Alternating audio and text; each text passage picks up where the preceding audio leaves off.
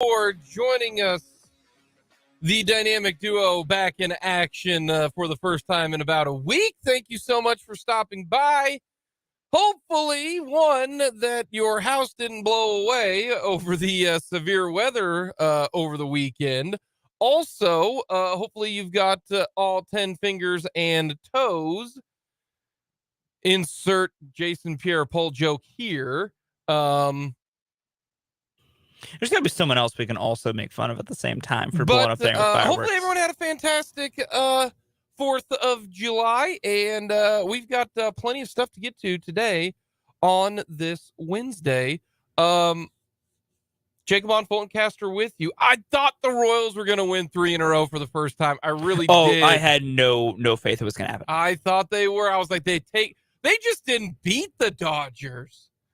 They beat him down. They won that series legit. That wasn't like a 2 walk-offs. No, they smacked them. Yeah. They smacked them good. Yeah. And then Joe Ryan happened. Then the Twins decided to smack the Royals. So then the Royals faced a guy who is now 6-0 in 6 starts with an ERA below 1.5 in them in his career. Against the Royals.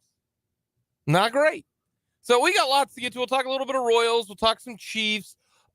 Is there a guy who isn't getting enough love for this Royals or for this Chiefs run? Okay. We're going to talk about that coming up at the bottom of the hour. We will get to something that I read over the weekend, and now I talked to a bunch of people about this topic, and it's 50-50. No. Okay. We're going to get to that. It is ballpark etiquette. Specifically at the K. We're going to get to that. We'll talk a little college, all of that coming up here as we are a week away from Big 12 Media Days. We are? There are 12 teams going to be crammed in 2 days at Jerry World for Big 12 Media Days coming up on Wednesday and Thursday of next week. Also the All-Star break. So we got a lot to get to. As always, let us know your thoughts. Hit us up on our text line, 785-272-9429. Outside of Topeka, same number. So simple, so easy to get a hold of us. Let us know your comments in the YouTube page. You can go to our website, 580www.com. Let us know your thoughts as well as we talk plenty here on this Wednesday. And what I'm going to start off with is this Royals team. They can't even get it going for half a week. No. Like they can't eat. I thought beating the Dodgers in back-to-back games on Saturday and Sunday, taking the series, and I'm thinking this new month, it just needs to get hot, and the Royals get hot, right? The red hot Royals. And I thought they're going to go into Minnesota and they still kind of can. And maybe this is just, 2 games. But, I mean, they lose today. They get swept by the Twins and the 2-game series against, they can't even be good for half a week.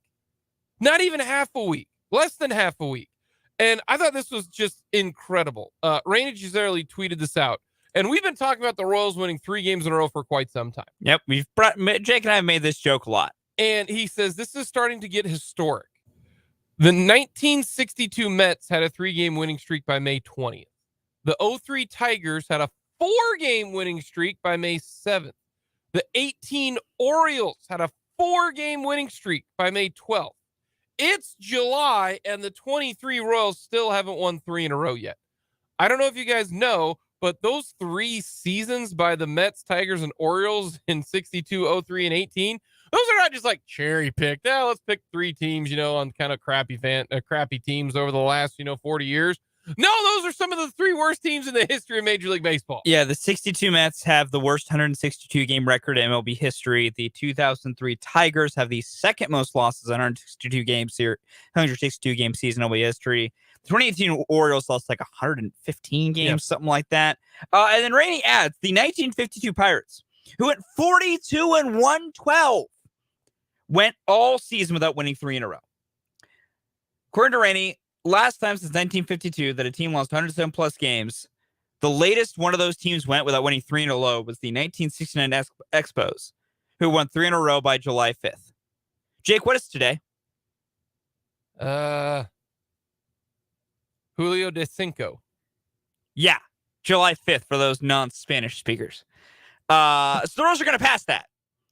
Like, this inability to win 3 in a row is legit historic. And it's weird. Only one other team has done this in essentially in baseball history. We'll call it that. You got to get real nuanced with some of this stuff. But yeah, the 1952 Pirates Ready?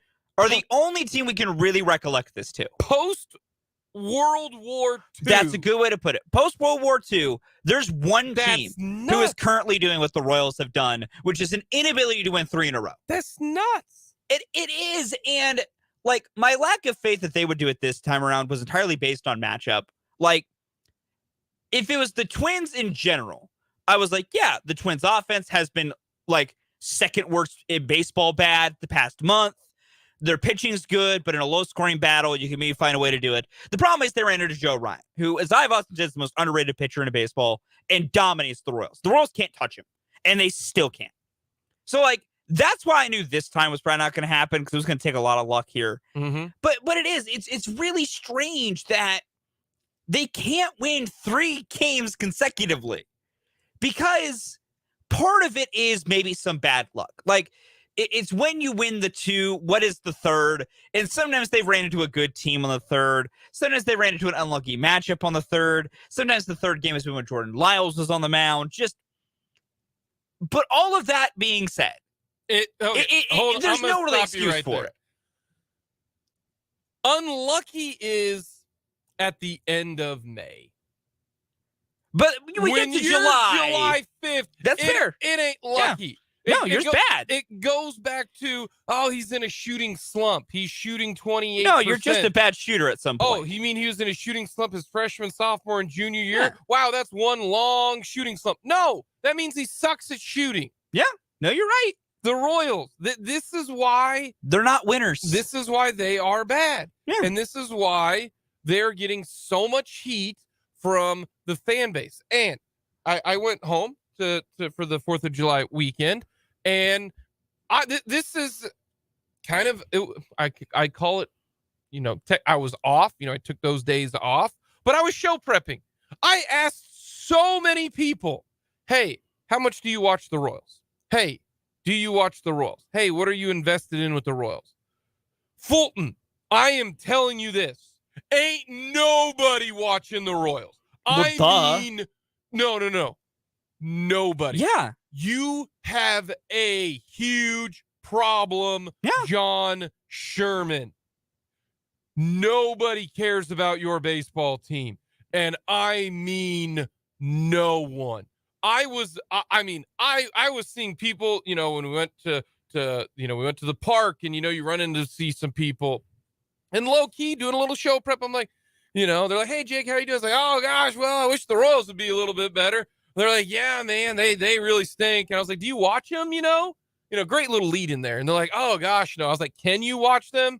Well, yeah. So I go, you can watch them. You've got cable. You just don't. And like, yeah, no, I got other stuff to do, or I'm busy and all that kind of. No, like nobody is watching the Royals. Here are people who watch the Royals. Fulton, Dan, myself when I have time. You are a better fan than I am, and I even talk about them for a living. The people who are just generic people who are invested in sports. And I've talked about one of my friends who I played football with, was invested in the Royals when they were winning. Can't watch them anymore. And I said, can you name 3 Royals? He couldn't. I'm talking to people out on the golf course when I golf, at the pool, when we're watching fireworks, and I'm just, hey, I asked another guy, and I was like, hey man, I know his company has a bunch of tickets. He goes, we can't give them away. Like, none of our employees want tickets. I cannot stress to you enough that, and I was even the one underselling this. I thought people were still, it's summertime, it's the Royals, No, I have oversold this. And it goes back to, one, the percentage of people who who can't watch the Royals, like the people who are cord cutters and are not going to pay $20 a month for them specifically. It's not part of a package. It's those people. It is also people who just don't care because they are so bad. Yeah. I don't know if John Sherman or do the Royals even know that? Do they do that? Like, do they do what I do and just when you're out in public and they're, maybe they don't know you work for the Royals that time, but do you ask them, hey, do you follow the Royals? The only reason people go to watch the Royals at the K is because going to a ball game is fun. It's just, let's go to the park. Let's go to a game. Hey, we're going to go to one game a year. The amount of people are just like, yeah, let's go to Kansas City. We'll go to a game, maybe show up on a bobblehead night, maybe show up on a free t-shirt night. Maybe the Angels are in town. Stupid Shohei Ohtani didn't even pitch. Clayton Kershaw didn't even pitch. Like, even like the opposing pitching rotations are like, no, you guys suck so bad. We're not even going to eat. Like, Fulton, I was even like, I bet you I talked to 40 people, maybe even more. And just the sheer, I mean, they're not even a thing. Nobody cares. Of course not. Yeah. You're surprised by this?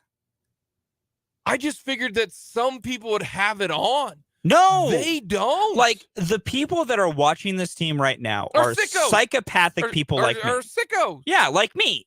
Like, that's who watches this baseball team without going physically to the game. And the Royals are aware of this. To act like John Sherman's aware of this.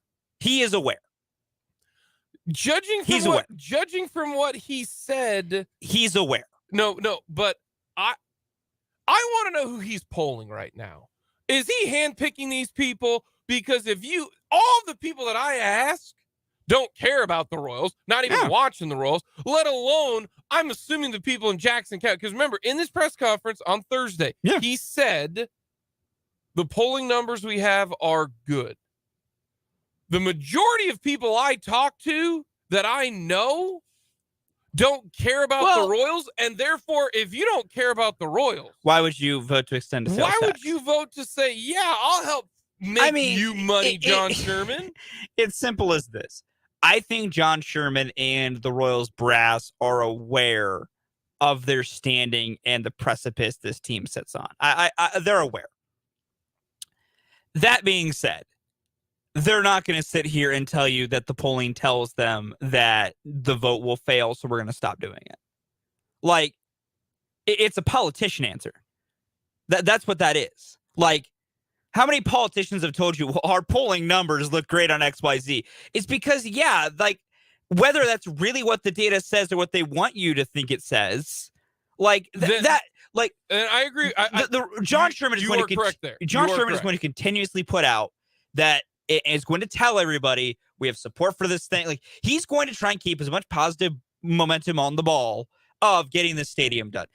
Whether it's true or not, he is never going to say differently, and he's always going to present a different face to the public. And I'll say this real quick.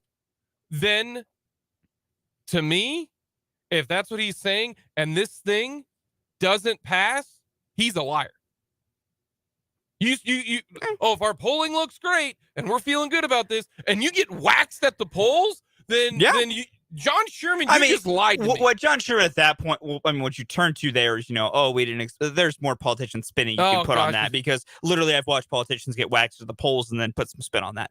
Either way, beyond that point, John Sherman's aware of the situation. Like, only an absolute moron would not be aware of what's going on. And as far as I've realized this now, John's not a complete moron. There might be some sprinklings of moron in there, but not a complete moron. And the fact of the matter is, widespread support for this team doesn't really exist because they are absurdly terrible on the field. And have been for the last 5 years. Correct. Thank you, Dayton Moore. And they aren't spending money to make their team better. Which, if there's not many things in life can you buy love. Sports, you can buy fan love. If you spend enough money in free agency in any big sport, everyone starts going, well, wow, we're spending big. Maybe these new guys, like, Then you're the Mets. Look at the New York Mets, which also I'm going to keep right in my victory lap of called it an aging rotation like that wasn't going to work. So that's why in this whole grand scheme of things of like, they're bad right now. And that's not going to change. This year it's never going to get better. They might not win 3 in a row all year. They're just this bad. But that's why John Sherman, if he has an ounce of a brain cell in his body this winter, because the ballot measures are going to go up in April, this winter, he has to spend money because he has to buy fan interest. And how you buy fan interest in any sport is you buy some players. If John Sherman opens the pocketbook and actually gets 1 or 2 big name free agents, and big name in a level of like good players that casual baseball fans are semi-aware of, that you spent a lot of money to acquire, and you know it's because they had to outbid other big name teams. And you can put it together, and then you can at least show me how this season is going to go. Like if, as I keep saying, if the Royals went out and got 2 big name free agent starting pitchers this offseason, if that's all they really did, and then made a few minor moves under the surface, you would generate fan interest. Do you know how much better they'd be too? They would be, and you know what? All of a sudden, fans would what some fans would start doing. They would pull you back in with the, well, I mean, we can pitch now because look at those 2. We got 2 guys to steerhead the rotation. Vinny coming back.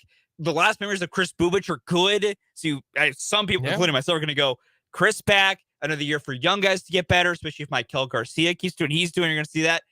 Spending money is the first way to buy fan interest. And that's why John Sherman, if he has an ounce of intelligence, will do that this offseason because that gets him a stadium. I also want to point out winning early is more important than winning late. Y'all 3 are on the I'd rather suck early and win late. No. Yeah, it's because I don't care about other people's opinions but myself. No. You got to win I could not care less that no one cares about this baseball team. Could not care less. I will watch them for forever, and I don't care that other people don't care because those people's opinions wouldn't matter to me if the World Sport Championship winning ball club. I know you're for the overall. For John Sherman, yes. I get your point. For everyone in the Royals, you need to start fast because when you start as bad as they did, look where you're at now. No one's going to care about you. Nope. Not a single one. Ain't gonna not a happen. soul. Coming up next, we almost didn't have tradition. We will get to that next, and we'll talk about an individual who should get maybe a little bit more love for this Chiefs run coming up at the bottom of the hour.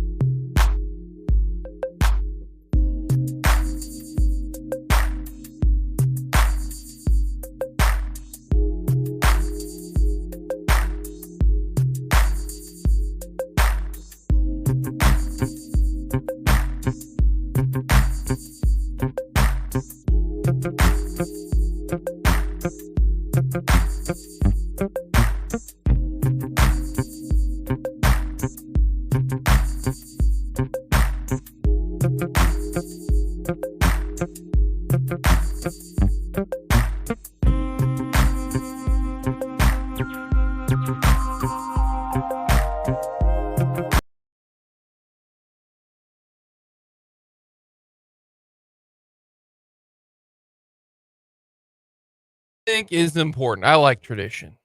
Fulton. I like KU Mizzou. I like K-State Nebraska. I like tradition. The fact that they were about ready to call the Nathan's hot dog eating contest because of weather. It's gonna make it stick to your stomach. It was just. Do the Northeast not realize, okay, this weather is going to move past. Wait a little bit. Like, have they not heard of a rain delay or come on. And then finally they're like, oh yeah, we're going to get this thing going at 2:00. Perfect. Like, Joey Chestnut needed to eat his 62 hot dogs and buns. I don't know if need is the correct word to use there. Well, that's he's a businessman. That's true. That's how he does it. He had to win his 8th in a row, like 15th all time. Got a lot of those mustard yellow belts. Is it the same one? Is it like the green jacket? Like, you only get one green jacket. Like, Jack Nicklaus has just one green jacket. Tiger Woods has one green jacket. No matter how many times you win, you only get the one jacket. You get the same jacket over again. Now, you get the multiple trophies. People don't realize that you actually get a trophy. It looks like it looks like the clubhouse kind of thing. The literally could not find that word for a minute. Silver clubhouse. But I assume he has multiple belts. You think they give away multiple belts? I think when it comes to belts, you get a different belt each time. Okay. So I think he has like 15 of those hanging up at his house. Well, I wonder if people saw Joey Jaws out last night because he said, quote, on his 62 hot dogs and buns, quote, I have some extra room, so I'll be having some beers later. I think he... I'll ask you this real quick. So I asked it to Matt Derrick on Monday. What food do you think you do best at for an eating contest? It might be chicken nuggets. Okay. Matt Derrick was deviled eggs. Okay. He's won a deviled egg eating contest. We did do a chicken nugget deal, and I ate 60 of them one time. Nice. Yeah, I put them down pretty good. Okay. I can put them down pretty good. Coming up next, some Chiefs draft history and who's not getting enough credit.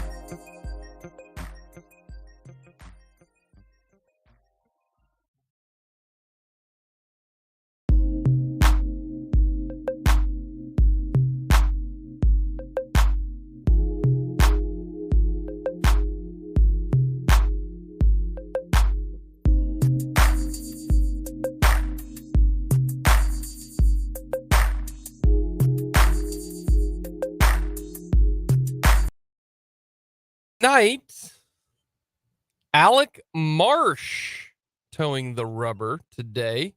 Pablo Lopez going for the Twins. Little bit easier of a lineup this time for Alec Marsh instead of the Dodgers. Yeah, just a little bit. But we will see young Alec Marsh. A little bit bummed that they decided to. I need to stop saying a little bit bummed. They just go back and forth with kind of the moves that they're making. You got Alex Cox, or Austin Cox came up, and then you got put back down. You're bringing up your former boy back up, I see. So I'm glad that Alex Marsh is getting. They need to give him a couple cracks at it. They do, and I will say this about the Cox move: he'll be back after the break. This is 100% just to lengthen the bullpen. Like this is he would not probably get another start before the All-Star break. Let's lengthen the pen up and give him a break. Like, I don't think that's anything of a permanent demotion. Mm-hmm. That is more of we're strategically using resources for before the all. Like, I wouldn't be surprised if, like, Alec Marsh, for some reason, he's not going to. But let's say Alec Marsh goes 6 innings, 2 hits, no runs. He could be gone tomorrow. And that's just, they want to strengthen the bullpen a little bit for another stretch run, just going to the All-Star break. Like, I would not read too much into the Austin Cox sent down, John Kingsley brought up. At least as of now, that could change, but I personally wouldn't read too much into it. And the Twins, Twins, good franchise. They're starting the game at 6:40. Royals, take note. I mean, they did start Mondays at 7:10. Why are they doing today at 6:40? I don't know, man. I don't know how any of this stuff is decided. But yeah, Monday was 7:10. Today is 6:40. Yesterday was 1:10 because you have to have the afternoon 4th of July game. Of course you do. You have to have the 4th of July game. You got to do that. Yeah, that makes sense. Which also, shout out, Road Zach Greinke, back in all his glory. Did he strike out? How many did he strike out? 3. Yeah, his pace is really screwing up. He needs 4 a start. Yeah, and he had to start with 0. That's not great. Yeah, that throws all this math off. We need you to get to 3K before he's hang not. him up. Like I said, my prediction is he gets to like 29.95 or something like that. Like literally on the cusp. If he gets 1 start the next season, 1 or 2 starts, he'll get there. And he's 100% going to retire at like 29.95. Yeah. Because that's Zach Greinke for you. He won't care. Everyone will be like, no, Zach, just a couple of starts. You can get it. Some token starts, then you're just done. And he'll be like, no. He wouldn't do it. He wouldn't do it. Gonna go home. No, he wouldn't. We got 20 days, basically. Now less than 20 days from Chiefs training camp starting up. Chiefs training camp reports with Mitch Holtis coming up on the 24th of July. Chiefs training camp starting on the 22nd. So we are inching closer to it. Ever so slowly. I think this is an interesting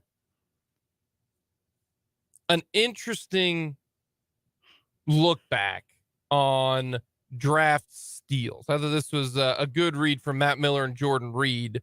And the reason I bring this up is they say, we're going to rank the 50 biggest NFL draft steals of the past decade. Okay. And they make some notes on this. First rounders weren't included, even if they were taken late on day one. Undrafted free agents were also excluded. To qualify, a player must have been drafted at least 15 spots, roughly half a round later than he should have been. There aren't any 2013 or 2023 draft picks. Okay. Because, they haven't played a game yet. Correct. Who ranks among the best value picks in recent years? And looking at this, number one. Before we get to number one, should second round picks be included in this? Yes. If a guy is a second round pick, but had first round talent, and I mean this by like high first round talent, and fell for whatever reason, I think it still counts. See, to me, if you are picked in the top 50, you shouldn't be on this list. Okay, I'm trying to see if anyone here was picked in the top. Oh, we got one that was, number 3 is really close to the top 50. Yeah, there's the top 50 and the top 5. Yeah. I could understand if you're picked in the top 50, you can't be counted as a steal because you're a top 50 pick. I could believe in that. And that's why a part of me says, like, any first or second round pick shouldn't be in this list. Because if you're a second round pick, I feel like you have the talent to be there. Yeah. To be a first round pick. Yeah. But for some odd reason, your positional value, maybe your height and weight weren't there. But to any me, potential off the field issues. If you're a second round pick, we expect you to produce. Like that's a valid. I mean, that's you know what I'm point. saying? I mean, that's a valid point.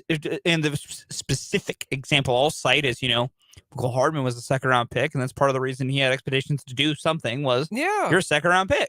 I see your point there. So I do. That's why I'm like, is it a? It's why we expect Creed Humphrey to do stuff. We're not surprised Nick Bolton's a starter. Exactly. Like, I'm seeing your point. Are those considered steals? Like, depending on how, but I will say you have to also take into account how great the player became. Yeah. You do have to count that in there. So that's why, like, a part of me feels like even a first or second picks 1 through 64, right? Yeah. Should they be included on this? If you are a third round pick, 1,000%. Yeah. Third and after, that's a draft steal. Second round, I feel like you should be there. And the reason I bring that up is there are so many guys picked between 50 and 60 in this list. Yeah, there's a lot, including the number one guy. Yep. 10 years ago, he was drafted number 63. Travis Kelce, number 1 on this list. Number 1 on this list. And if you consider him a steal, it would count. And the reason why he fell to 63 is because he was a knucklehead. Yeah, he was. He's even said that. He was a big old knucklehead. But is he the best in the last 10 years that's a non-first round pick?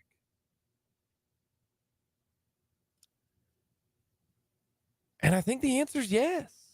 Yeah. I really do, because to me, there are, if you really want to have a discussion, there are 3 guys who are up for the best tight end of all time. Yeah. No disrespect to Kellen Winslow Sr., no disrespect to Mike Ditka, none of that. But the 3 greatest tight ends, no disrespect to Antonio Gates or Shannon Sharp or, any of those guys. Yeah. Todd Heap. Man. That Todd Heap reference. When was the last time we had a Todd Heap reference? It's Travis Kelce, it's Rob Gronkowski, and it's Tony Gonzalez. Because that is your short list for the greatest tight end ever played in football. There are those 3, and then everybody else is okay. You're just saying that to say that. Yeah. Because Kelce has had the best run of anyone consecutively. And he's had and overall best postseason Correct. stats of any tight end, because he's literally second to Jerry Rice in all the stats. Yeah. Tony G is greatest career. Yeah, for the greatest overall career of a tight end, it's Tony G, because he has all the tight end stats. And then Gronkowski, because he was the most dominant over a 4 or 5 year period. Yeah. I mean, he was in unreal. Like, you can really separate it into that way of why each gets an argument, because, Gronk over a 4 to 5 year stretch was unstoppable. Travis with his postseason success and just is also his stretch run has been amazing. And then Tony for the overall. But as where I like, and I know this is not the full point of what we're talking about here, but like where I still go of what I think already you should probably call Travis Kelce the greatest tight end of all time, or at least put him over Tony G. And I love Tony G. Tony G was the tight end of my childhood. By the end of this season, barring injury to Travis Kelce, he will surpass Tony Gonzalez as the team leader in receiving yards and receiving touchdowns in a career. He will take that mantle for the Chiefs. He will take that from Tony if he has a Travis Kelce season. Yeah. Just to let everybody know, Rob Gronkowski has caught 92 touchdowns in his career. Yeah, he did. Travis Kelce is at 80. So now we're talking like one more touchdown, but Travis Kelce have they played roughly the same amount of years? I think have. Roughly, give or take. 11 years for, well, technically,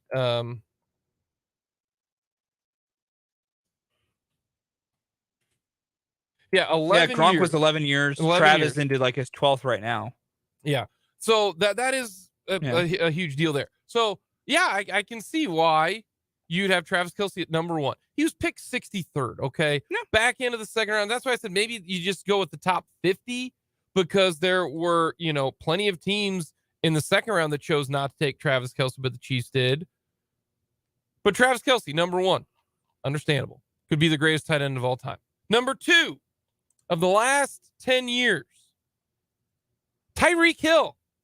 That I would say we should probably all agree with. Now, granted, his slip was also due to a lot of knuckleheadedness. Yeah. Drafted 165th by the Chiefs, right? 5th round pick. And the reason why Tyreek Hill is not ahead of Travis Kelce is because no one is saying Tyreek Hill is the greatest wide receiver of all time. No, he's one of the best, and he's having such a great career. He'll be a Hall of Fame. He's going to be in the Pro Football Hall of Fame. Yeah. He will be in the Pro Football Hall of Fame. Yeah. Barring he does any more stupid things that make a character clause come up. Yeah. But Tyreek Hill's number 2. Understandable. I mean, drafted 165, and we'll go through the top 20 of this list. But are you ready for this? The Chiefs go 1-2. Yeah, they do. All right. These two guys were the pillars of this Chiefs run. Even this last year, when the Chiefs won the Super Bowl, was Tyreek Hill part of this team? No. Nope. But was he really part of this team? In a way, because he was the draft package that got you some really important players. You don't win in 23 if you don't make that move. Like, this was a calculated move. You don't get Trent McDuffie. So Tyreek Hill, number 2, right? You've got those two guys, and we don't bring this up a whole lot. We talk about in which we trust and all of this. How much credit should John Dorsey have for this run? And that's the guy I've been wanting to talk about. Yeah. Looking at this, Tyreek Hill, Travis Kelce. Those were Dorsey picks. Okay. Now, Travis Kelce, the first year that Dorse was here was 2013. Mm-hmm. Chiefs, first pick of the draft, they take Eric Fisher, right? Yep. Then they take Travis Kelce. Yep. Dorsey picked Patrick Mahomes. I am on that side, okay? If you are the GM and you get the final say. You get the final say. Now, I'm not saying that we've heard the story about Brett Veach and him giving Andy Reid the tape of Patrick Mahomes and all that, and how are we going to make this work? I understand all of that. And we still don't know to this day how much say Andy Reid has over the roster. We don't. Okay. He always says it. Well, the roster's Veach's. The roster is Veach's. We know that they made the move for Marcus Peters to trade Marcus Peters. That was an Andy Reid move. Okay. We now know that. So I don't know how much say Andy Reid has in terms of the GM, right? The most important person in this franchise is Patrick Mahomes. The second most important person in this franchise is Andy Reid. Okay. It is not Brett Veach. So we don't really know, right? Maybe we'll find out a little bit later. Kind of like the roles in Dayton Moore when he got, promoted, but Judge Picola was the GM. We found out pretty easily every single move that was made was pretty much Dayton Moore. Yeah. How much of it is Andy Reid? We don't know. But I do know this. John Dorsey drafted the most important player in Chiefs history. John Dorsey drafted Travis Kelce. John Dorsey drafted Tyreek Hill. Okay? Mm-hmm. I don't know how much say Andy Reid had in that, but those three guys, the guy who was the GM at the time for the Chiefs was John Dorsey. Should he be getting more, what's the kind of the retro love in this, where he's not with the current team and this run, and the reason he got fired was because he made some bad decisions on contracts, and I think it was a little, and we know it was a bit of a conflict going back and forth with Andy Reid, and I hope people don't realize, oh, wow, the guy who's the GM for the Chiefs used to work under Andy Reid when he was with the Eagles for his entire career. Wow, he's now the GM of the Kansas City Chiefs. Pick shot. So there's a lot of, who do you know in this? But I can't help but look at this as Tyreek Hill and Travis Kelce and Patrick Mahomes and the guys that they Kareem Hunt, and they didn't win anything with Kareem Hunt, but it goes back and forth for me because I think John Dorsey does need to get a little bit more credit because there are some building blocks. And looking at his drafts here, there were some important players, but there were some misses. Well, I don't care about the misses. I know, but he added Travis Kelce, that was important. He added Eric Fisher, who was an important piece and a helpful piece to the first championship. This wasn't a piece to the championship, but there's not a lot of, the 2015 draft had good players, but no one was really on the championship team. Same thing for 2014, not really added here. I mean, John Dorsey drafted Chris Jones, which is helpful. Granted, not saying that was a real, difficult pick to figure out there, but he drafted Chris Jones. Yeah, he drafted Chris Jones and Tyreek Hill in the same draft. 2017, we can go back and forth all we want over what were Veach picks, what were Dorsey picks, because of what influence Brett Veach had. I still call Patrick Mahomes a John Dorsey pick. Because no matter how much we hear the stories about, and I will say Brett Veach deserves credit for pounding the table for Patrick Mahomes and believing we should do this. We should be aggressive. We got to get this guy. That's what a good, he did his job. He did his job as director of player personnel. He did his job of, I'm going to bang the table for what guys we should take. But at the end of the day, John Dorsey had the entire ability to look at that room and say, go stick it where the sun don't shine. I want somebody else. He had that ability. So he should get some credit for signing off on that. We should not just say, oh, it's all Brett Veach, because no, John Dorsey has to agree. So do I think he deserves a massive, gigantic, large ton of credit? No. Because a lot of those building blocks, John Dorsey got things started. He did. But a lot of the four best players on the Chiefs roster were not drafted by the current GM. Patrick Mahomes, Travis Kelce, Chris Jones, and and Tyreek Hill not on the roster currently. So, beg your pardon. Those three players, those are Dorsey players. They are, and I think that's important. That's important. Those are three Hall of Famers. It is. He's gonna draft. He drafted 3 Hall of Famers. No, he might draft 4. He drafted 4 because Tyreek Hill's going to be a Hall of Famer Hall of Famers in the span of years. But the 4 years. But the complex part to this is, yes, he added those players. That is good. There's also a reason He got fired. Oh, for sure. and that's where I go to the balancing part of this is, yes, he drafted 4 Hall of Famers. And that is part of why the Chiefs are where they are and are the dynasty that they are. But they're also there because the drafts 18 and onwards have been stellar. Agreed. The Chiefs are also there because the free agent contracts have been infinitely more intelligent.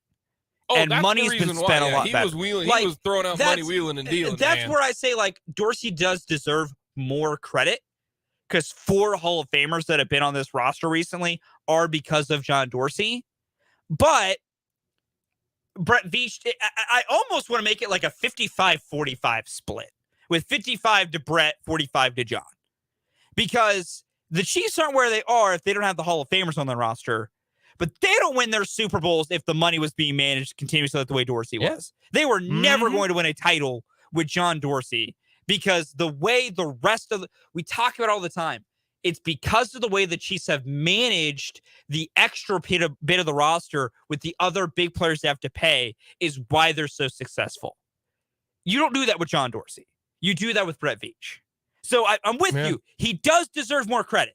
He does. The over 50, I think, still should go to Brett Veach because his roster construction with the Hall of Famers he inherited has made this as successful as it is. But Dorsey deserves credit because 4 Hall of Famers came to the Chiefs because John Dorsey drafted them. That's assuming. The whole Mahomes thing. No. Assuming Chris Jones makes the Hall of Fame. And if he doesn't, well, that's weird. Number 3 in this ranking, Devontae Adams. Number 53. Yeah. He's been really good. Number 4, Cooper Kupp. That's a 3rd round pick. Fair. Pick number 69. Like Derrick Henry. He was drafted 45. That doesn't count. You're a top 45 That doesn't count. He's a top 45 pick. That doesn't count. That's not a draft steal. Dak Prescott. Yeah, that's fair. That's fair. 135. Started right away. Stephon Diggs. Pick 146. Yep. Counts. You bet. George Kittle. 1,000%. Yep. I think Kittle is too high on this list, to be honest with you. That's fair. Fred Warner should be above George Kittle. Fred Warner is a stud. Number 70 in 2018. Yeah. Number 10, Jalen Hurts. Pick number 53. Oh. I think it's kind of interesting. By the way, Chris Jones came in at number 12. He's the 37th pick. Come on. Coming up, we got a lot more, including a hypothetical question on baseball.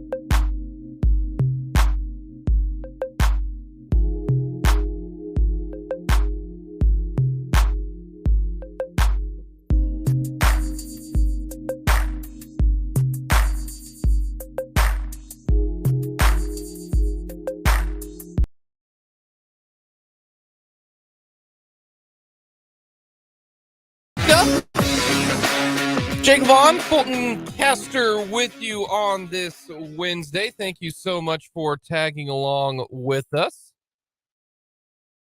We've got plenty to talk to. We're going to talk with Kellis Robinett coming up at the bottom of the hour. That should be a lot of fun. We'll get to some K-State news. In the top of the 2 o'clock hour, we will talk a little college football. The Big 12, all Big 12 football team was released. We'll talk a little bit more football because a week from today, we will be down at Jerry World in Dallas, more specifically Arlington, to Big 12 football media days coming to you on the 12th and the 13th. So that'll be coming up. We got a little odds makers edition, plenty to get to on this edition of Mic'd Up. Let us know your thoughts. Hit us up on our text line, 785-272-9429. Outside of Topeka, 785-272-9429. We will get to the news that is coming out, but wow, the Big 12, all Big 12 team has been released today. Offensive Player of the Year, preseason Offensive Player of the Year, Jalen Daniels from Kansas. Now, this is from the media, okay? As always, the only people's opinions who truly matter. Defensive Player of the Year, Jalen Ford, linebacker for Texas. Newcomer of the Year, Treshaun Ward, running back for Kansas State. Now, he's the transfer from Florida State. How about that? Kansas and Kansas State, 2 of the 3 preseason Player of the Year honorees. How about that? So we will get to all that coming up here in just a little bit. The preseason football poll will be released tomorrow. I have no idea where some people are going to end up going, especially now with Jalen Daniels being preseason Offensive Player of the Year. That is a surprise. So everybody's ready for KU to finally not be at the bottom of a preseason Big 12. Like, where are the 4 newcomers going to end up? Oh, well, I got so many questions, Are they going to the Oklahoma and Texas 1 and 2 because they got the most talent, but the most talent hasn't been able to produce in the last, this last year at least? Are they going to go with Kansas State? K-State fans, I hope you realize you lost a ton. Oh, so much. You lost a ton. You lost, the quarterback who started last year. You lost the Defensive Player of the Year in Felix Anudike-Uzomah. You lost arguably maybe the 2nd or 3rd greatest running back in K-State history in Deuce Vaughn. You lost some terrific defensive players. I just want people to remember that they lost a lot of good players last year. They really did. You just lose Deuce Vaughn, Felix Anudike-Uzomah. That is a big deal. Yeah, Deuce gone, Felix gone, but Julius Brent's gone. You lost the 2nd round pick. Yeah. I still like the Cats. I do. Still like the Cats. They're replacing a lot of talent. Oh, man. Which, can go either way on the scales. Oklahoma State doesn't have a quarterback. Yeah, I've been like, Oklahoma State, I don't know how good they can be because they do not have someone under center. Baylor, Blake Shapen is back, but he gets them to play, man. I'm telling you, Baylor won the Big 12 2 years ago. Dave Aranda finds a way to get his guys to play football. Dave Aranda, good head coach. TCU lost a boatload. Kendra Miller, you lost Max Duggan, but Max Duggan wasn't even the quarterback to start the year. And then he takes the world by storm. They lost a lot of talent on the defensive side. I have no idea what's going to happen. Wide open Big 12. Should be fun. That's why it will be fun. I think that's another reason why. It's going to be a great year in the Big 12. But that is the Big 12. So we'll get into that coming up here in a little bit. And maybe what we'll do is we'll put together our 12 teams in order. We have to do it by the top of the hour tomorrow. Okay. Or top of the hour. I mean, you got 52. You got 52 Got minutes. till 2 o'clock? Yeah. You get 52 minutes. Got till 2 o'clock. Put together your 12. Okay. That's going to be difficult. Well, 14, because we still have Texas and OU. Yeah. 14. I'm cool with that. So, like, that's going to be difficult to think about. We're going to on the the fly. About it. Yeah, we're going to on the fly construct our preseason Big 12 I don't know standings. how I feel about that. I think that was a dumb idea that we just had, but it'll be fun. I mean, we could also just do it tomorrow when they release the standings tomorrow. No, because we got to see what we would have compared to what they will. Okay, I see your point. I get your point. Yeah, I'm cool with it. We got to do it that. So we'll get to that. All right, Fulton, I got to talk about this. Let's do it. Okay. This was tweeted out from a guy named Charlie. Okay. What's up, Chuck? He says this: ushers at the Royals game kicking out little kids from the lower bowl seats is seriously so embarrassing. The stadium is 80% empty. Just be happy they're there at all. Okay. And then someone quote tweeted this. An usher friend last year told me that some of the season ticket holders with seats that are shown on TV will call and complain if someone is in their seats when they're not at the game. Also, from the social media world, it is also not at the usher's discretion. The lower bowl is monitored more closely by supervisors. I've also seen other people sitting in the lower bowl tell ushers when people sneak into those sections. The usher is doing their job. The issue is the Royals' policy on it. Now, there's a lot to get to that. First and foremost, it's not the ushers. They're doing their job. Yeah, don't shoot the messenger on that one. They are just doing what they are told to do and what they are paid to do. And they also want to keep their job, okay? Don't get mad at them. They're going to look like the bad guy. They know they're going to look like the bad guy.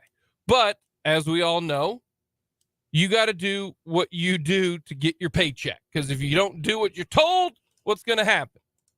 You're going to get fired, right? Yep. If I told Fulton, wear a suit every day, and he doesn't, and I could tell him, hey, that's not from me, that's from our big boss, what are you going to do? I'm going to wear it every day, even though I probably wouldn't enjoy it. Yeah. So you got to do what you got to do. But what should the Royals' policy be on this? Should the Royals go with what the original tweeter who said the stadium is 80% empty, just be happy they're there at all? Why are you kicking kids out from the lower bowl seats? So I have an opinion on this, and this opinion may partly become from a person who has potentially once or twice been in a seat at Kauffman Stadium that's not my seat. We did this all the time when I was in college. You buy an upper level ticket, you just walk down and you just find an empty seat. Say specific moments, but there have been two separate occasions to where I had tickets to the upper level. No one was there, and me and the people I was with went to sit in the outfield. Both times were completely okay, except one time I did try to sit in the lower bowl, and an usher made us leave, which was very funny.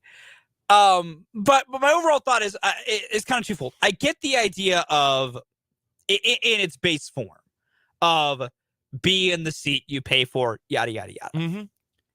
No one's at the stadium, man. No one's there.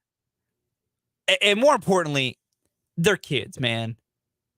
Let the kids move up, because if no one's there, I guess I also put it this way.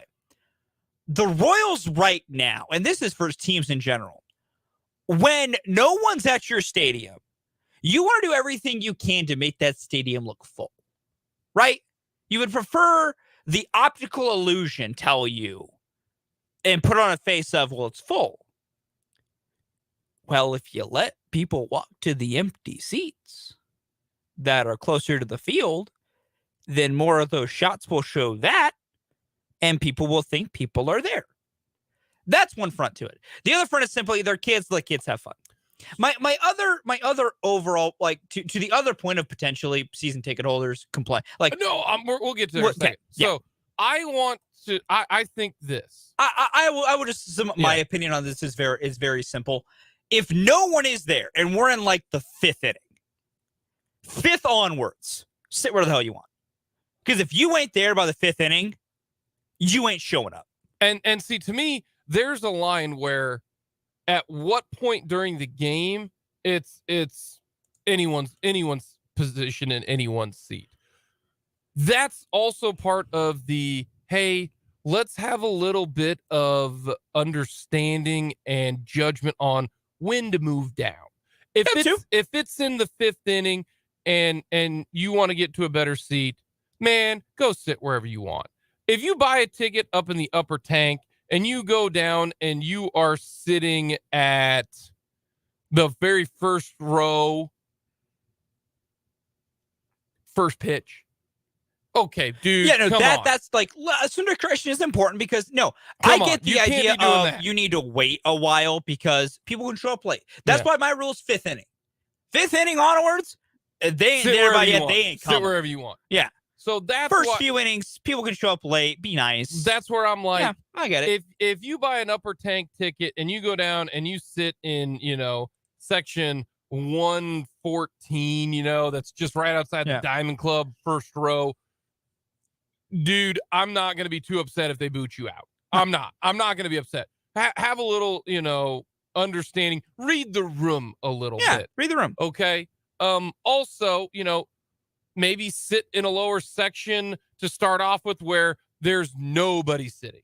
Okay. And go sit down there. If I'm the Royals, I don't kick anybody out for doing this because right now, your number one job, if you are the Kansas City Royals, is to make sure everyone has a fantastic experience at the K. Yep. Because that is how you get people back, is if they had a fun time at the park.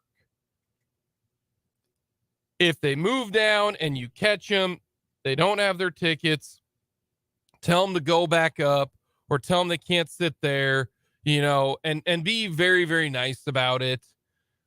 Because there's a reason why they're able to do this, because ain't nobody coming to your damn game.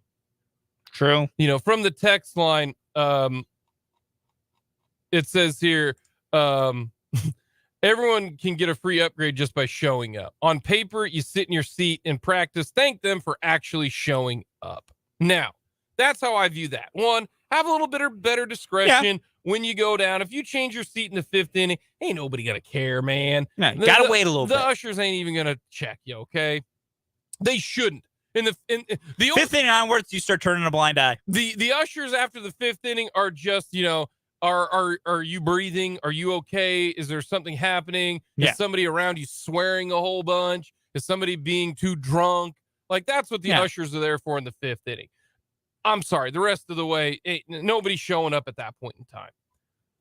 As for the narcs, okay, an usher friend told me last year that some of the season ticket holders with seats that are shown on television will call in and complain if someone is sitting in their seats when they're not at the game. If you do not use your seats and you see them on TV and you get upset, that is a you problem. You are not there. You are a loser. You gave up any single instance of wanting to argue about that. If you have season tickets in a specific spot and you know the people next to you, right? Yeah. And somebody who is not them sits down next to you and you know that they're seat movers, you can say something. I'm okay with that. I am. But if you call into the Royals and say, "Hey, someone's sitting in my seat. Those are my tickets. I'm not there." You have no say in this. You decided not to show up. Same thing, especially if it's in the 5th inning. You have nothing to say. Absolutely nothing. If it's in the 1st inning, you still have nothing to say because you chose not to show up. But number one, then the ushers at that time in the 1st inning, they can ask them to move. I am okay with that at the very beginning. Honestly, for this Royals team, I would say the 3rd inning. I would say this Royals team, I say just whenever and whatever. This should just be absolute bedlam at this point. You have too much money that you're just wasting it because you're not that's where I giving go away with your that. tickets. You're lame. That is ultimate entitled rich person behavior. Oh yeah. That I'm not down for. I'm not here for. I won't take time with it. If you got season tickets and you're not using them that night and you didn't give them to anyone else, which means not a soul will be using those seats tonight. Then if you randomly see a camera shot on TV and, you pull the Leonardo DiCaprio of, hey, I see that. Cool. Whatever. Keep your mouth shut. That is entitled loser behavior. And anyone that does that, I hope you stub your toe on every coffee table for the rest of your life. Last thing I'll get to from the social media, from Twitter. It says here, from former Metrodome Twins usher, we were told to kick people out of seats that weren't theirs to protect the integrity of the pricing system. Stupidest thing I've ever heard. I got no problem with that. I have no problem with that if you've got a full or near full capacity stadium. I have no problem with that. The Royals get like 7,000 people. The Royals are charging $95 for a Friday night ticket at lower level. Yep. Get out of here with that. Ain't nobody buying that. You're garbage. Right team. there with you, brother. For what it's worth, because you need to get fans in there. You know what they need to do? Here's a little tidbit, Royals. You want to grow your team. You want to get more people interested. After I talked about it to start the show, how nobody gives a crap about your ball club. Nobody right now. Any ticket gets in $5. If you are under the age of 15, costs $5. Go to the K.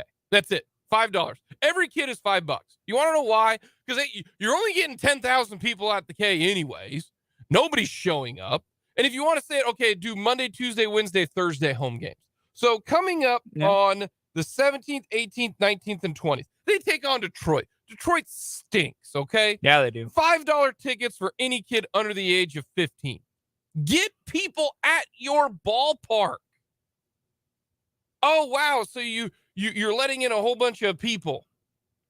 Isn't that a good thing? That's so terrible. Like, I agree. I have no problem protecting the integrity of the pricing system if people are showing up. If there's a price system whose integrity you actually need to keep.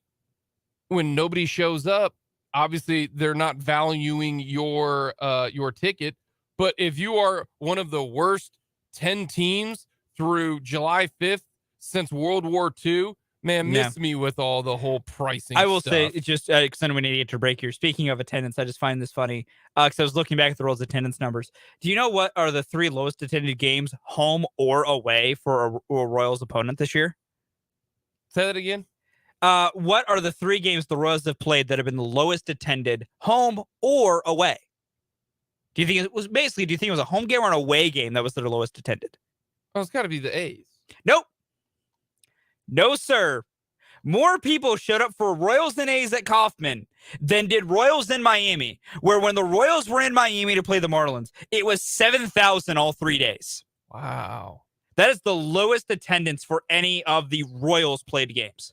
Well, that'll change in the 21st, 22nd, and 23rd of August when the Royals go to Oakland. That'll change because no one goes to the Oakland games. Coming up next, everyone loves the list. It was the 4th yesterday. We're going to go with the worst people to hang around on the 4th. That's coming up next.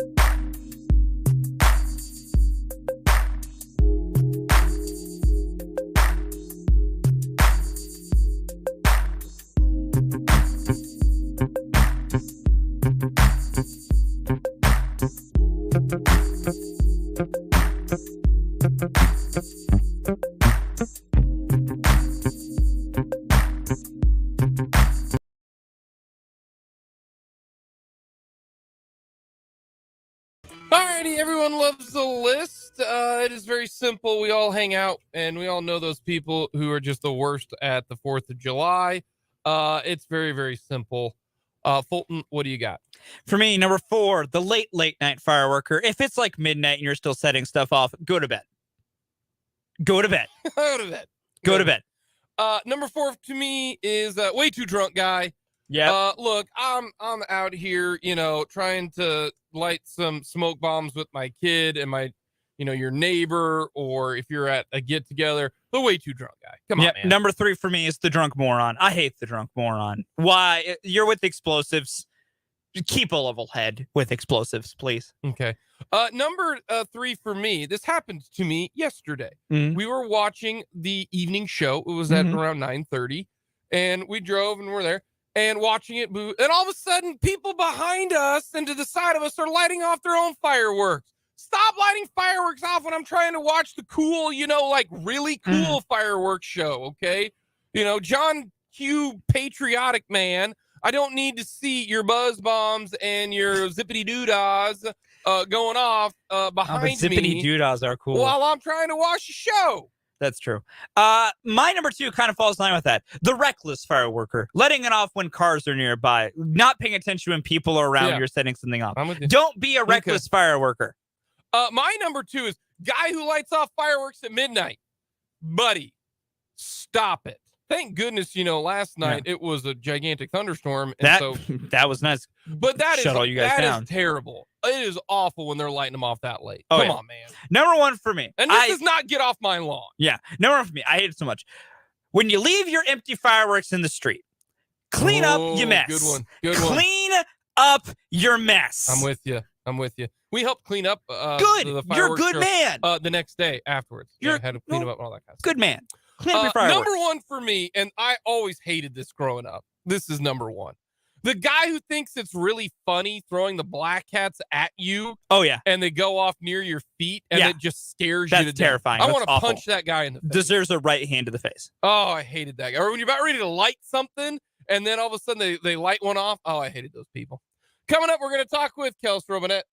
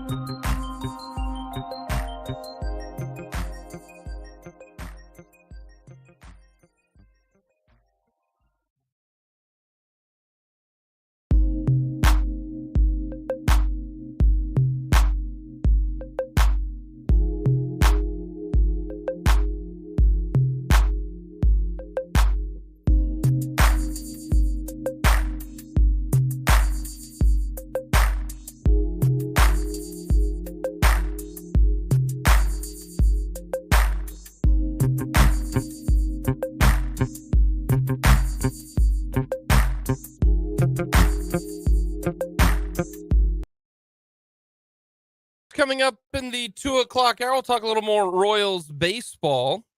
We do have Royals baseball tonight, right here on the Sports Voice of Kansas, 580 WIBW and FM 104.9. A week from today, we will be talking all things Big 12 football down in Jerry World for the Big 12 football media days, where they are going to smash 14 teams in 2 days down in Jerry World. That seems aggressive, but that is what we are going to do. We will be down there. Myself and Dan Lucero will be down at Jerry World talking all things Big 12 football. We'll get more of the Big 12 first team, all Big 12 team that came out just a little bit ago. The poll is going to come out tomorrow, so we will get to our poll coming up, what we would do in the 2:00 hour. So be listening for that. But right now, we're going to talk all things K-State with Kellis Robinett of the Wichita Eagle and the Kansas City Star on our Fleming Place Wine and Spirits phone line. You can follow him on Twitter at Kellis Robinett. Kellis, first question. How was your 4th of July, my friend? It was a lot of fun.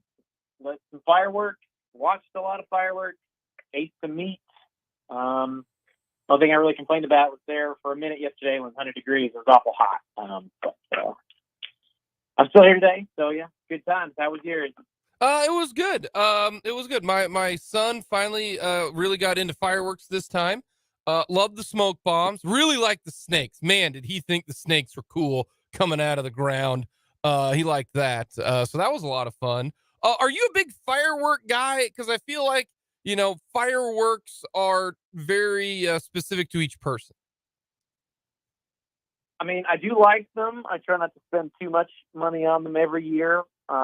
Especially because everybody else in Manhattan, being so close to Fort Riley, loves to spend money on their own too. So you don't want to be the guy who breaks the bank for fireworks just to end up watching everybody else at the end of the night. But yeah, no, every year I try to buy some good stuff for the kids. So we're my wife and kids don't love the loudest stuff, so we loaded up on fountains and some smoke bombs, like you said. Parachutes, that was a big hit this year. Let's try to chase those things down. Yeah, we had a good mix. Yeah, the parachutes were a big hit. You're right on that one. Fulton, did parachutes make your list of fireworks? They didn't make mine. They made Kyle's. Yeah, parachutes. Kyle had awesome. parachutes. I remember parachutes a lot as a kid. I enjoyed trying to chase them down, including the ones that ended up in many a tree in my childhood. Yeah. There was not much wind, though, so it went straight up, and a lot of them came straight back down. All righty, Kellis, your initial thoughts on the preseason Player of the Year awards. Jalen Daniels, preseason Offensive Player of the Year. Ford, preseason Defensive Player of the Year. And then K-State running back, Tron Ward, your newcomer of the year. Any surprises with that? I'm not going to lie. I'm a little surprised Jalen Daniels had enough respect to be preseason Offensive Player of the Year. I'm a little. I didn't think he would get that. But that shows you how much, I guess, Kansas improved last season. That they've got somebody who could get that kind of honor. Not only him, but Devin Neal's on the first team too. People really think Kansas is going to be able to move the ball this season. So that right away is the thing that is probably the most shocking to me. I would have thought that Dylan Gabriel maybe would have beat him out for that.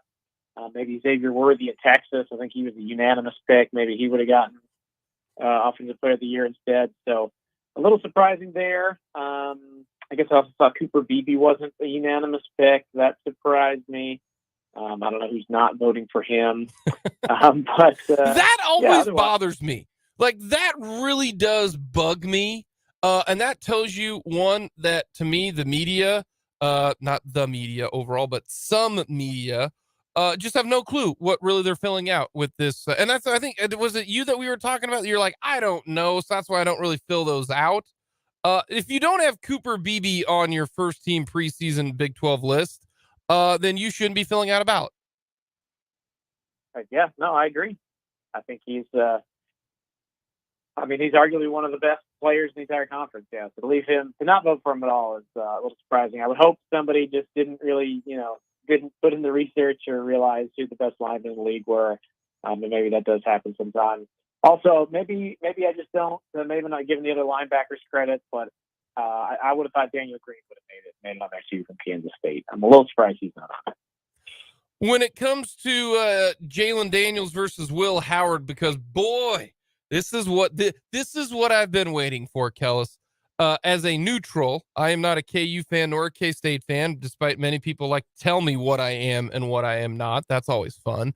I'm an Ichabod fan. I cheer for Washburn. I want KU to be good. I want K-State to be good. I want Emporia to suck every single year. That's just the way it works. That's where I lie. I think it's very exciting that KU now has got players who are good enough to be on these lists, and it is angering K-State fans because right now in my Twitter timeline and mentions, Will Howard not being on the Offensive Player of the Year compared to Jalen Daniels, that's fighting words, it kind of sounds like. And I'm looking forward to this. This is what this KU K-State rivalry needed. I agree. And yeah, the same thing I noticed in my mentions too when I posted the team. The biggest beef was that Will Howard didn't get the Jalen Daniels treatment. It was a huge sign of disrespect, even though Kansas State had 5 players either on the team or getting an individual honor. Most of anybody in the conference. It's kind of funny that you can get that designation but still be disrespected. But yeah, no, it's interesting this time of year. I mean, obviously, anytime a K-State person is honored, KU people aren't going to like it. Anytime a KU person is honored, K-State people aren't going to like it. So yeah, I mean, I'm here for it. I think it'll be a fascinating storyline to watch this season. Who's better, Jalen Daniels or Will Howard? You could really go either way. Jalen played lights out at the beginning of last season, got hurt, missed some games. Will Howard didn't start the season, but played lights out at the end of it. Hopefully they both stay healthy and we can actually, legitimately see who's the best player over the course of a full season. What's really fun is just how close their stats were last year. Because Jalen Daniels played in 9 games, had 18 touchdowns passing, 4 interceptions, threw for just over 2,000 yards. Will Howard played in 7 games, 2 fewer games, had over 1,600 passing yards, 15 touchdowns, 4 interceptions, 60% completion percentage. So if you add, 2 more games for Will Howard, he probably gets, more touchdowns, just as many yards. Like, they're really similar to me. They are, and probably the reason I think Jalen Daniels got a little bit more of the nod is because early on last season, he was the unquestioned star of Kansas's offense, looked amazing, put up crazy stats.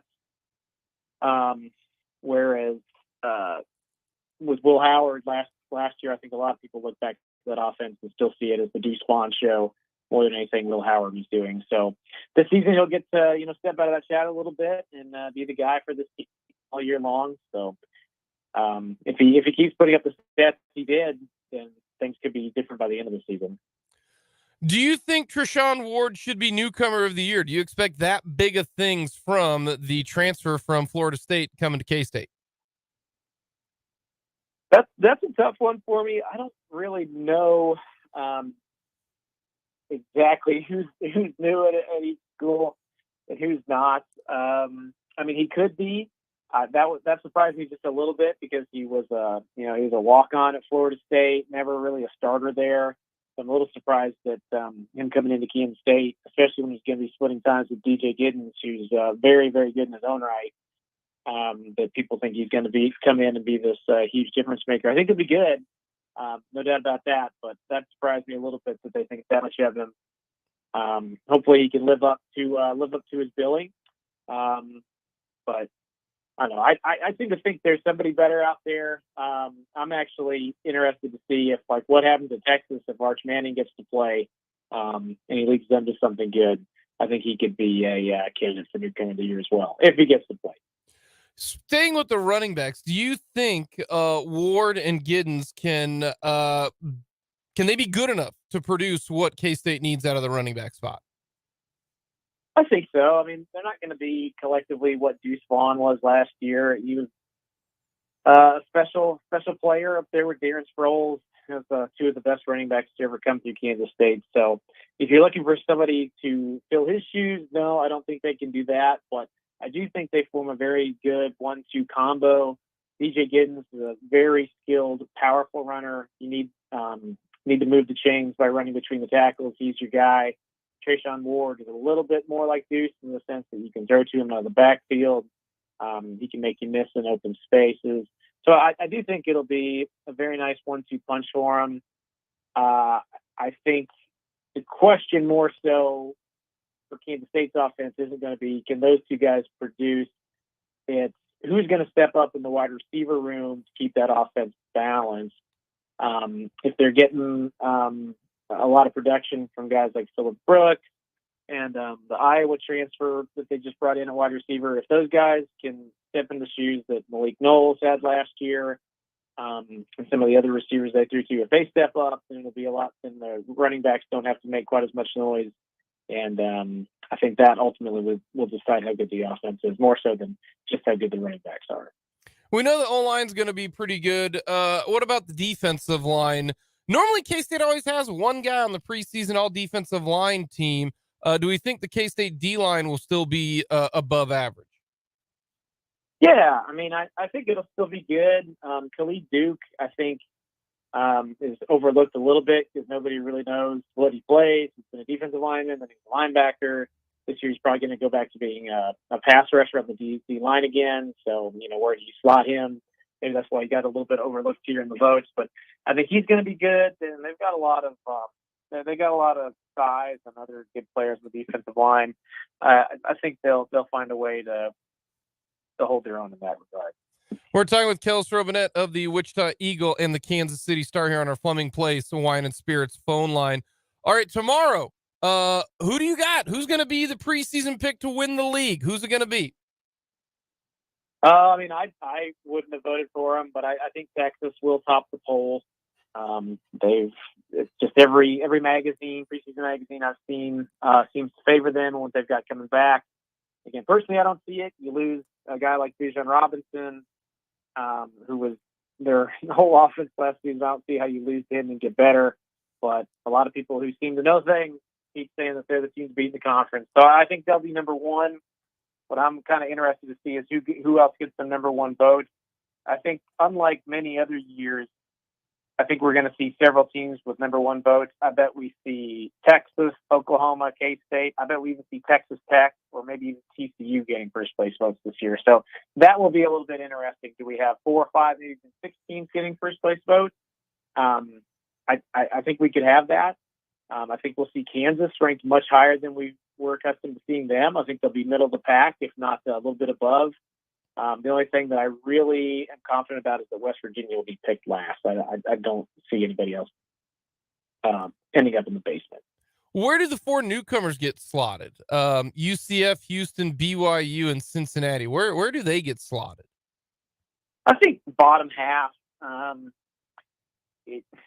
it's a tough call just because it's so hard to project how a team's going to do in their first season in a new conference. I think the highest rated team will be UCF. The Knights have, coaches been at the Power 5 level before and Gus Malzahn. They've got their quarterback coming back from last season. I think they're the most Big 12 ready team. So I bet we see them somewhere in that 5 to 8 range. Then maybe BYU a little bit below that. And then I think Houston and Cincinnati will be down near the bottom just ahead of West Virginia. I think they've got the most roster holes to fill as they make this transition. Alrighty, staying kind of with the Big 12 at this point, is this the most open you think you've seen the Big 12 since you've been covering them? Oklahoma last year got a lot of love, even though Lincoln Riley wasn't there. Texas still does. But is this the first year really going into it that you can say this is the most open it's been maybe ever in the Big 12? It's a good question. I think you could certainly make that argument because for the longest time, when Lincoln Riley and Bob Stoops were at Oklahoma, if nothing else, they were at least the Big 12 favorites. They won the league so often, just almost by default, you knew they were going to top the preseason poll, and you pretty much normally knew Texas was going to be right there behind them. Things are a little bit different this year. Like I said, Texas, everybody seems to really like them as the preseason favorite, but given their history, there are certainly going to be people who aren't buying into what they're doing until they see it with their own eyes. Oklahoma, obviously, they're down right now. They only won 6 games last season, and even though they do have their quarterback back, you have to wonder how much the defense can be fixed in year 2 under Brent Venables. Then after that, I think people really don't know what to do. It seems like Kansas State, Texas Tech, TCU, Baylor. I think they'll probably lump them all together. And that's why I think this year we'll see, I think it'll be a lot like the last 2 years where we'll see some non-traditional teams in the Big 12 championship game, and it'll be wide open until the last couple weeks. Alrighty, last two for the road.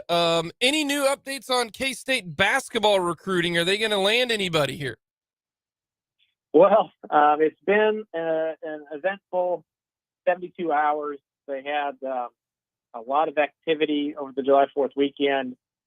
People who follow Jerome Tang and the coaching staff on Twitter even saw at one point they were all celebrating what appeared to be a commitment from a visiting transfer from West Virginia, Mohammed Wag, I believe, was very, very close to, saying he wanted to play at Kansas State. The last minute decides he wants to take an extra visit and go to Alabama, ends up committing there. He committed there today. They had another transfer from West Virginia, Joe Toussaint, a guard on campus this weekend. Things were trending in the right direction for him until the very last second. He decided he'd rather play at Texas Tech. So they struck out this weekend. They had 2 transfers on campus that the coaching staff really wanted. Came close on both, missed both. So nothing. Nobody new on the roster. They'll have to keep searching. But depending on how much you follow social media, there were times where it looked like they were going to get both. They were going to get one. They end up with 0. So that's just recruiting anymore thing. It's never over till it's over. Alrighty, lastly that I got for you, we will go a Big 12 football media day question, since we will see you there next week at this time next week. Best part of media days, worst part of media days.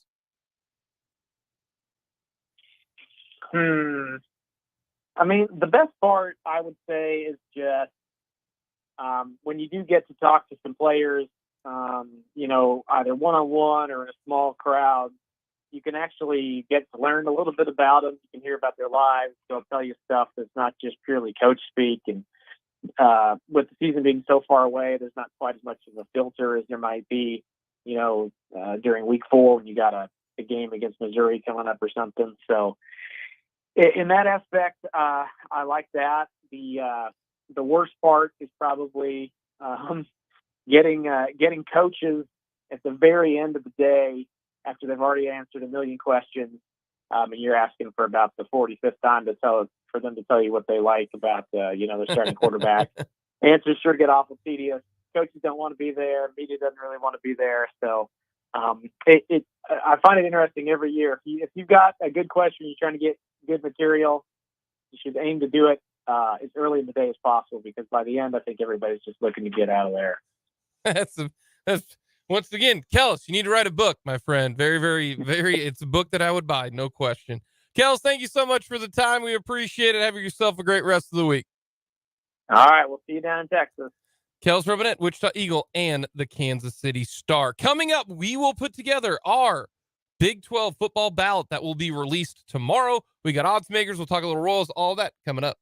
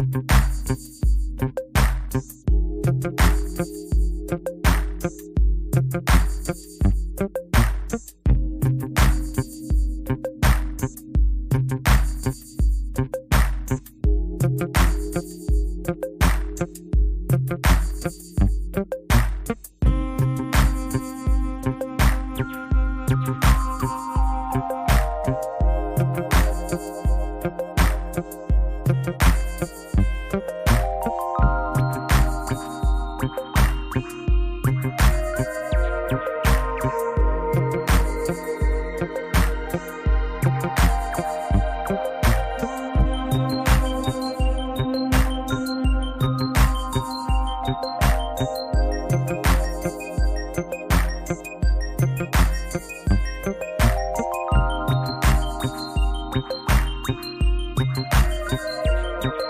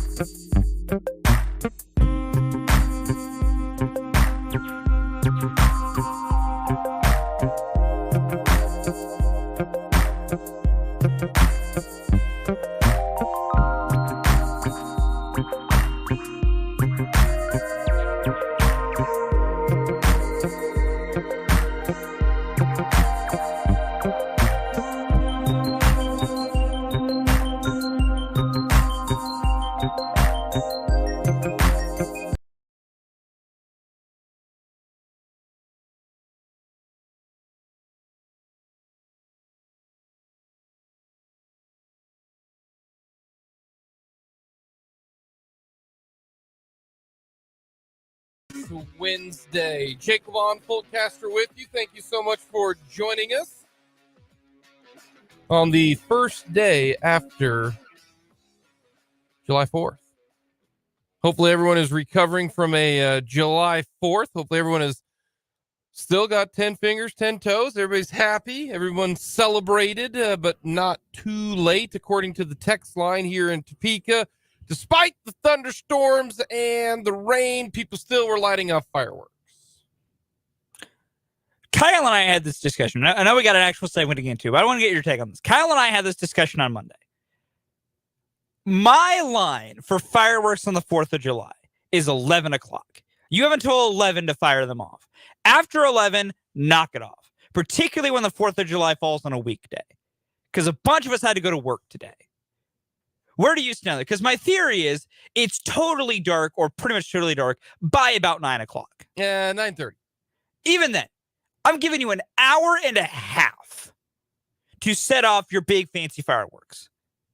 That is plenty of time. Because, like, your snakes, your smaller fountains, your smoke bombs, you can set all that stuff out when there's daylight. You could have been doing that as early as 8:30. My line is 11 o'clock. After 11 o'clock, knock it off. We got bed to go to. People got sleep. People got work. People got jobs. Where do you stand?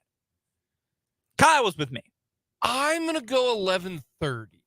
I am willing to acquiesce to 11:30. Yeah. I'm willing to acquiesce to 11:30. Ready? There is no reason whatsoever for you to light a firework that goes kaboom past midnight. Correct. Like, it's rude. That's like the super hard deadline. Yeah. You know, Between 11 to midnight, I can give you some leeway if you're winding down. 12:01 a.m., if I hear a boom go off, we got a problem. Yeah, I'm with you on that. Especially, like, if it's like 4th of July is a Friday or a Saturday and no one's got to really go to, not a lot of people, because I know people work weekends. Not a lot of people got to go into work the next day and it's a weekend. We can maybe discuss a little later, but it was a Tuesday. Yeah. A bunch of us had work today. It was going up, though, on a Tuesday. It was very frustrating because my neighborhood was a damn war zone last night. Topeka, they do their fireworks, man. I hated every minute of it. I hated every ounce of it. No, I like fireworks. I'm not a buy them, but I'll watch them. I would prefer fireworks not in cities person. Okay. If you want to go out to, middle of nowhere, out to your field and just blow stuff up in a rural area with not a ton of people in close proximity, do it. No, go crazy. I may, if it's more of a densely populated space, it's just, there are a lot of people and things that don't like the big kabooms. Oh, yeah. That out of respect, say, maybe we could slow it down in the heavily populated areas. I don't mind the kabooms. I don't. But with anything, let's do some nuance, find out maybe if someone in your area really struggles but a part of me also says, hey, if you really struggle with the kabooms, take yourself out of the situation, maybe go somewhere else. Cause the people around you are not going to care, it depends on how it is, but that's where I've evolved in my aging of life to where I get to on the kabooms. You've aged there very quickly since you're young and you hate the kabooms. I like the kabooms. I can tell you this. My son loves the kabooms. That's not surprising. A lot of kids do. Big fan. Had to put the earplugs in. Yeah. But loves the kabooms. We're going to get to odds makers. We'll also talk a little Royals. But right now, we're going to talk a little Big 12 football. The preseason Offensive Player of the Year, Defensive Player of the Year, and the first team All Big 12 came out today. Offensive Player of the Year, Jalen Daniels, Kansas quarterback. Love it. Defensive Player of the Year, Jalen Ford, Texas linebacker. That's a big linebacker, 6'3", 240. Yeah, he is. Newcomer of the year, Treshaun Ward, Kansas State running back. Here is some of the first of all, offensive player of the year. I think there were 4 candidates for offensive player of the year. Jalen Daniels, Will Howard, Dylan Gabriel, and Quinn Ewers. Okay. Were your 4 preseason offensive player of the year. Now, if Deuce Vaughn did decide to come back, he'd be your offensive player of the year. Of course. And he'd be, no questions, going to be offensive player of the year. But there's not, even if, I even think maybe Quentin Johnston, you know, if he was back for TCU, he could have been that way. But there was really no dominant running back or wide receiver on this offensive unit. And personally, I don't know if there were a dominant quarterback. Okay. I just don't know if, you know, there wasn't a Bijan Robinson, a Deuce Vaughn last year. There wasn't a standout left in the conference of this dude's going to be a stud. I will say, outside of quarterbacks, I think Xavier Worthy gets into the conversation for how good he is at wide receiver for Texas.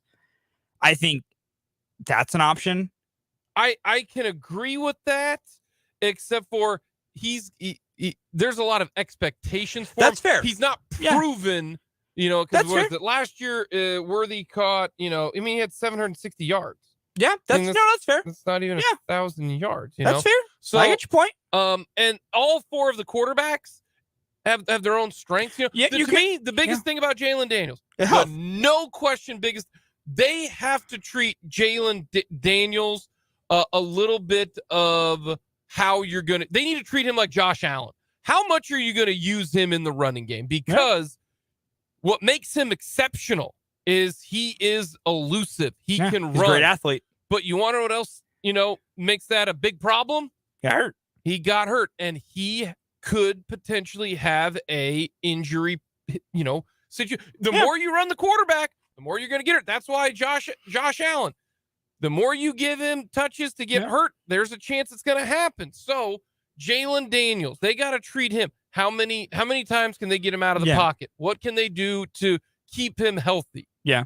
Keep him healthy. That is a big factor going forward, because I do think he's got a very, very high ceiling. No question. But is he going to be able to play all 12 games the way that they played him last year? I don't think so. And by the way, shoulder injuries don't just magically go away, okay? Those hang around forever.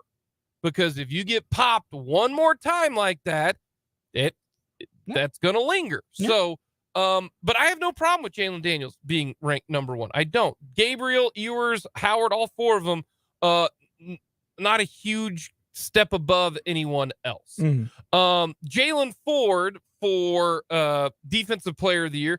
I'm okay with that. That dude's a monster. So I think that works. I think you could go with a few different ways, but Jalen Ford, really, really good. Newcomer of the year is always so hard unless you get a super duper dynamic transfer. And I don't know if the Big 12 got that. If Treshaun Ward is that, then K-State, you are in a good spot. I really, really do. For the first team, you had Jalen Daniels. Running backs, Richard Reese Baylor, really good. Devin Neal. Devin Neal was outstanding last year. Yeah, he was. I thought Devin Neal was probably the 4th best back last year. But when you look at it, who was all gone? Or maybe 3rd best back. But the 2 backs who, to me, were better than him were Deuce Vaughn and were Bijan Robinson. They are no longer here. They're NFL players. So Devin Neal sticking around. 4th best, because Kendra Miller's also gone. I thought Kendra Miller was awesome. So Devin Neal there. I am so intrigued on how Colin Klein is going to use Ben Sinnott. I am interested in that, because that dude is a tank. Yeah, he is. He's your preseason fullback. He's really good. And he's more of an H-back than a fullback, because when I think of H-back, I think of guys who catch it out of the backfield a lot better. I mean, he can catch the ball. He really, really can. In fact, what did he have last year? I mean, he had almost 500 yards receiving and 4 touchdowns. That ain't a fullback. That's an H-back. You know, kind of a fancier word for not a tight end, but better than just a, he's better than, Burton or the sausage for the Chiefs. You know what I mean? Yeah. Wide receivers, no one from the K-State area. For offensive line, Cooper Beebe made it. Mike Nowitzki made it for KU. So KU very well represented on the offensive side. An O-lineman, a running back, and the quarterback. That's tremendous. On the defensive side, both KU and K-State landing 1. KU's Kobe Bryant and K-State's Kobe Savage. So Kobe, the Kobe's making it. And that seems right. K-State lost their stud defensive end. I do think they are better than what people think. I think Mott was pretty good last year. Khalid Duke was pretty good last year, but they do have to replace I think a guy like Eli Huggins. He was a big part of that very, very good defensive line. I really do think that. So I got no issues with this. I don't. The poll's going to be released tomorrow. We're going to see. This is going to be like our mock draft. We're going to see who ends up with the most. Who gets closest? Okay. I am going with what I think, not what the poll is going to. Yeah, think. this would be the poll that I'd construct. Yeah. I'm not trying to guess what poll they're going to put out. I'm like, no, this is what I think the poll should be. Because if the poll is what I think it is, Texas will be number 1. There is no way on God's green earth I am picking Texas number 1. I cannot do that. That's fair. I do not think that Steve Sarkisian is a really good coach. Yeah, I don't fair. think he is. And plus, when you look at Texas, here are their win totals the last couple of years: 8, 7, 5. They went 5-7 in 21. Yeah, they did. And 8-5 last year. I'm sorry, I'm not going to do that. I am a guy that needs to see it before. I guess I'm from Missouri. You need to show me, and they have. You'll see it when you believe it. So I can't go with Texas number 1. They will be picked number 1. They probably will. Because Texas people like to vote in these polls. Yeah. So I'm not going to do that. So do you want to go 1-14 or 14-1? Depends on how we want to build this drama. Do we want to build to see who we think is the best, or we're going to build to see who we think is going to be the absolute worst? Let's go 14-1. I'm cool with that. Let's go 14-1. Number 14, I got Cincinnati. Okay. I got Cincinnati. I think they're going to be the worst team in the Big 12. What do you got? 14 for me, West Virginia. They're going to be so bad. I've got West Virginia being 13th. I got West Virginia 13th. I can't go Cincinnati because I think Cincinnati lost an absolute ton. And by the way, who's their coach? For Cincinnati? Yeah. You remember? Scott Satterfield. Yeah, they lost Luke Fickell. Yeah, Luke Fickell's if Luke Fickell was that's there, true. I'd put them a lot higher. So That's I true. can't. I am going to go with Cincinnati 14. I got West Virginia 13 because they just got a lot of holes. That's true. 13th for me, Houston. They're going to be bad. I've got Houston at number 12. So 14 Cincy, 13 West Virginia, 12 Houston. Number 12 for me, Iowa State. They're bad. They're so bad. So you got... I have West Virginia 14th, Houston 13th, Iowa State 12th. Okay. 11th, I've got Iowa State. I think Iowa State, I don't know if people remember this, they went 4-8 last year. They were not good. They will not be better. I don't know how much better they're going to be. They do return a few guys on offense and defense, but I don't know how great that is. I hope Deshaun Hanukkah, the Hayden product, has like 10 touchdowns. That'd be nice. Number 11 for me, Cincinnati. Okay. Number 10 through 5, I think is fascinating. Oh yeah, I'm with you. 10 through 5, depending on who we each have in here, it's just a fascinating option. Number 10, I am going with the BYU Cougars. And the reason why is I don't know who's going to be their quarterback. That's a fair point. That could be an interesting question. It could be the Mr. Transfer, the Slovis kid. But I'm going to go BYU at number 10, mainly because they play both Oklahoma and Texas. That's a fair point. I also, before I get to my number 10, do find this fascinating. We did have the exact same teams 11 through 14, just we didn't have any one at the same spot. That is entertaining to me. Number 10 for me, Oklahoma State. They are going to be terrible. I don't know when Mike Gundy's downfall will finally come, but I have prophesized that the ending is arriving rapidly because Oklahoma State is not a good program, and Mike Gundy, I think, is fully behind the times. All right. I've got Oklahoma. This is where it gets interesting. I almost put them 8, but I went Oklahoma State 9 because they don't return really anybody of note on offense or defense. They don't know who their quarterback is going to be. Don't know who their running back is going to be. They lost basically all of their top tacklers from a year ago. However, their schedule is nice. Okay. True. This is their schedule. Ready? At Iowa State. Not difficult. Nope. K-State at home. KU at home.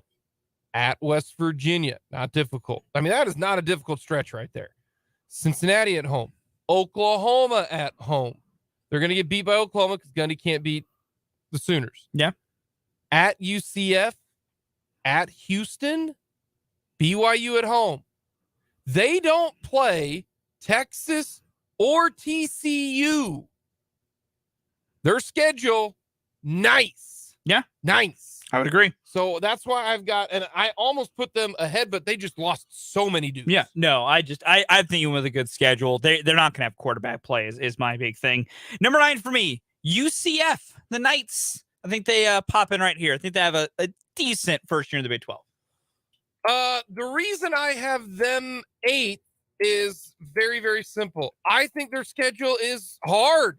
Okay. And that's the Kansas Jayhawks. I got KU 8 because they're one of what do we figure it to be 3 teams that play both Texas and Oklahoma. Fair. And guess who else they play? They play Kansas State. Yeah. Newsflash. They play 3 of the top 4 teams. Yeah. That is difficult to me. Very, very difficult. In fact, looking at this, they play 4 of the top 5 teams. They play Oklahoma, K-State, Texas, and Texas Tech. So the only team that they don't play in the top 4 or 5 is TCU. That's it. Yeah. So KU, they return everybody on offense, a ton of people on defense. But they just have a very hard schedule. They have a very hard schedule. I get your point. And last year, you know, they still gave up so many points. Yeah. So I get your point. That's the reason why I'm going KU. I will not 8. call you KU hater LeBon for putting them 8th. I will not call you KU hater LeBon for that. 8th for me. This is where BYU gets slotted in for me. This is where the Cougs go. I think they finished the best out of the newcomers. Number 7, I got Central Florida. I like Central Florida. UCF, they really hate being called Central Florida. Oh, they really hate it. Oh, well, like, apparently they've been being mad at Big 12 Twitter because a lot of people keep calling them Central Florida. They really hate it. So they're like TCU then. Yes, they are UCF. They are not Central Florida. They are UCF. Okay, I got UCF at number 7, and for the same reason is I think their schedule is very, very good. Yeah, favorable. They don't play Texas. Helps. They don't play TCU. Helps. I think their schedule is nice, and they finish. You ready for this? This is their finish. West Virginia, at Cincinnati, home at Oklahoma State, at Texas Tech, home against Houston. Wow, there's one tough game in that stretch. And that's at Texas Tech. Yeah, that's their only tough game there. Yeah, so it helps. I think UCF is their schedule. Fair. Number 7 for me, the Bears of Baylor. I think they slot in about here. I have no faith in Blake Shapen. I think other parts of that team is going to be really nice. I have no faith in Blake Shapen. And I think that will be if Baylor has issues winning football games this year, it'll be because they can't throw the football. 5 and 6 were difficult for me. And I decided to go with Baylor at number 6. I think Blake Shape is not great, but I also think you're making out to be, terrible. They got a terrific running back in Reese. They return a bunch of their O-line. Their D-line comes back. The question will be on the defensive side, but I think Dave Aranda can coach. I think it's going to be a well-coached team. That's why I got them 6th. That's a fair point. Number 6 for me, the Kansas Jayhawks. They've returned so many people on offense. I think, predicting health is a dangerous game, so I never predict injuries. You never want to. I think so. That I think KU is going to keep being able to score. I think they return the right people on defense. I am worried about the pass rush from the edge. I am legit worried about that, what KU will be able to do to rush from the edge. But I think that defense takes a step forward this year and is not as leaky. Their schedule being tough is a problem. But I think they take care of enough business against the teams they should beat that they should be able to sit about middle of the pack in the Big 12. The age-old question is experience a good thing? Because, hey, they've played a lot. But what if that experience is bad player experience? Is bad. Here's what they gave up at the end of the year. It was not points. Good. 47 to Kansas State, 55 to Texas, 43 to Texas Tech, 16 to Oklahoma State. We know why. 35 to Baylor, 52 to Oklahoma, 38 to TCU. Are they good players? Or, hey, you know what? Does that experience grow? That's the biggest question for KU. Number 5, I got Texas Tech. I like Texas Tech because I think Tyler Shuck can play. Their offense, pretty much everyone is back. Shuck, can he stay healthy? But they return running backs, wide receivers. Defensively will be their biggest problem. Yeah. But I do like their schedule. I think the schedule can benefit them. I'm going to go with Texas Tech number 5. Number 5 for me, the Oklahoma Sooners. I think they finish about here. Okay. I like some of the things they can bring back, but it can also be so up and down. Brent Venables had that kind of not great debut season, so honestly, I still need to see whether he can be the head coach and be the head man in charge. But I think 5 to 3 is, I think, the Oklahoma sweet spot. I think this is about their floor. Number 4 for me, I've got TCU. I've got TCU at number 4. And this is a tough one because TCU returns not as many players as you'd think, but their defense, I think, is going to be pretty good. And I think Sonny Dykes can coach. I got TCU number 4. Number 4 for me, I also have TCU. We finally have a matching spot in these Big 12 standings. Nice. I have TCU. I really think that defense is going to be nice, but quarterbacks make everything go round. It's not as big at college football to an extent as it can be at other levels. But I mean, is it going to just be Chandler Morris? Is that the play? If it is, I don't know how good I feel about that. Then they also lost Kendry Miller. They also lost Quentin Johnston. I think they'll be able to keep themselves in games because of their defense. But I really wonder what that offense is going to look like in year 2 for TCU here. So I have TCU sitting at 4.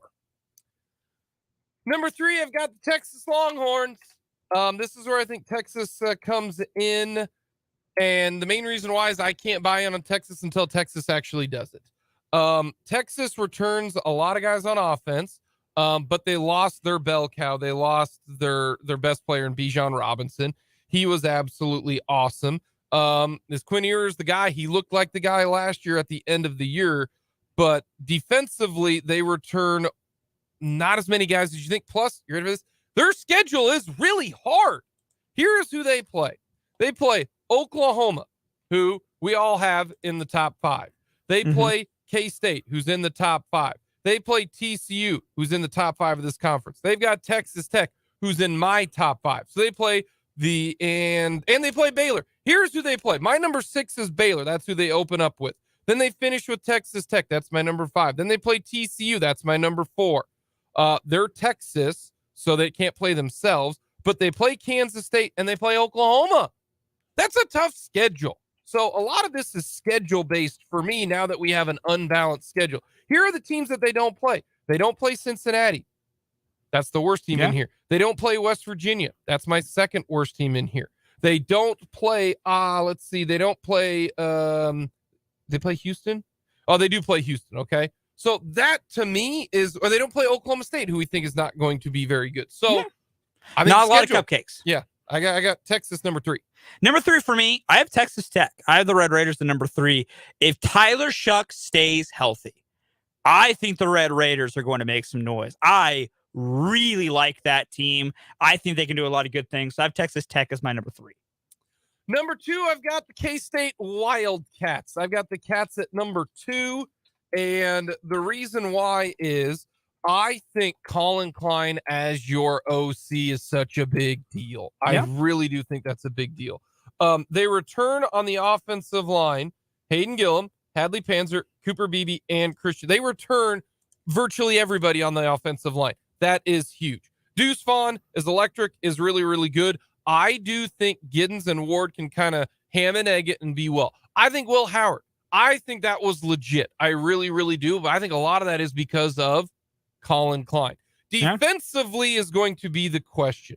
Losing the guys that they did in Julius Brents, Felix Uzama, Eli Huggins, Josh Hayes, they lost a lot of really good defensive guys. They do return, Austin Moore, their leading tackler. They do return Daniel Green. That is really, really good. Mott, I think, was underrated. Can Khalid Duke stay healthy? Their schedule is pretty nice. They don't play Oklahoma. Yeah. Now, for most of the people, it'd be like, wow, that's really, really good. Well, Chris Kleiman owns Oklahoma. Yeah. Maybe that's a bad thing. But here's what they finish with. They finish with Baylor at KU and against Iowa State. They play Houston. They play Iowa State. They play Oklahoma State. They play teams that are near the bottom. So I got K-State because I like Chris Kleiman. The question will be wide receiver wise is their biggest question.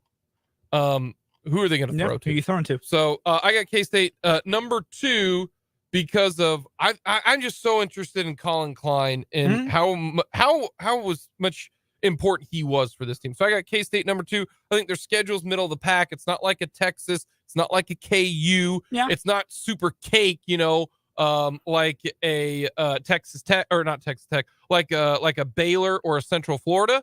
But I got K-State number 2. Number 2 for me, Texas Longhorns. I think they have a lot of good pieces on offense and defense. Schedule aside, I think they can play well, but picking Texas to finish first and win a championship is just really hard to do. So I think Texas at number 2 is where I'll put them. The team I have winning the Big 12, I've got Oklahoma.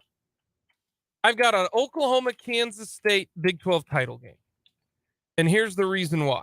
1, they return a really good quarterback in Dylan Gabriel. I think Dylan Gabriel can play. Their schedule is so nice. Look at this schedule. You ready? Here are the last 5 games for Oklahoma.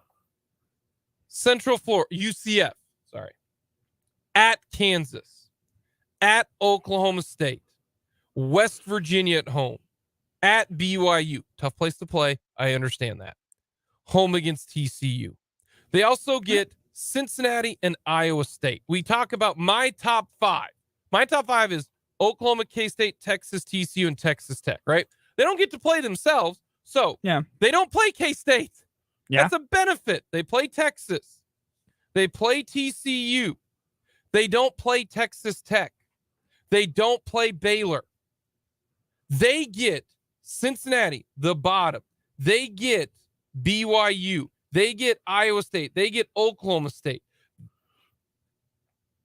They don't play a tough schedule. If you get Cincinnati, Iowa State, West Virginia, and BYU, that's 4 of the bottom 5. The only team that they don't play, and that's like the only team that they don't play, because they play West Virginia, they play Cincinnati, they don't play Houston. But other than that, they play Cincinnati, West Virginia, Iowa State, BYU, and Oklahoma State. They play my 14th, 13th, 11th, 10th, and 9th team. And Kansas and the 8th team. This schedule, like, to me, the losses, the potential losses are Texas. They'll be favored over Cincinnati, Iowa State, UCF, caught myself, KU, Oklahoma State, West Virginia, BYU. So they play legitimately two tough teams in Texas and TCU. That's it. And we don't know about TCU a lot. I'm just going on reputation. And we are. Yeah. That's a cake schedule, man. I see the point. I just have far too many question marks about Oklahoma just as a team to see what they will do against the schedule they have. They have some question marks. Yeah. But if you're telling me you play number 14, number 13, number 11, number 10, number 9, and number 8, and number 7, that's your schedule? No, I get that logic. Do I think Oklahoma is a very good team?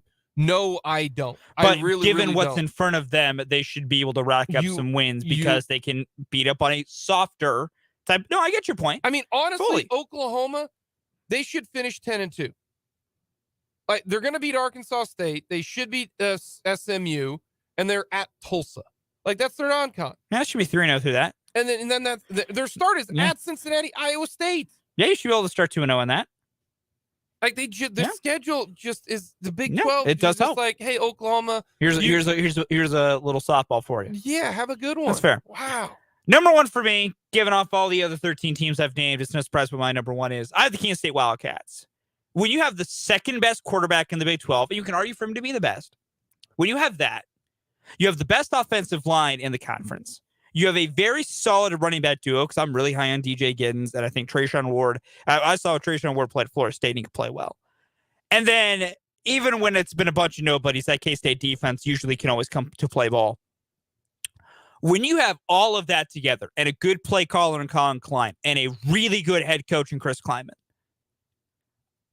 I don't care what your schedule is. I think K-State is one of, if not the most complete team coaching to player-wise than anyone in the Big 12.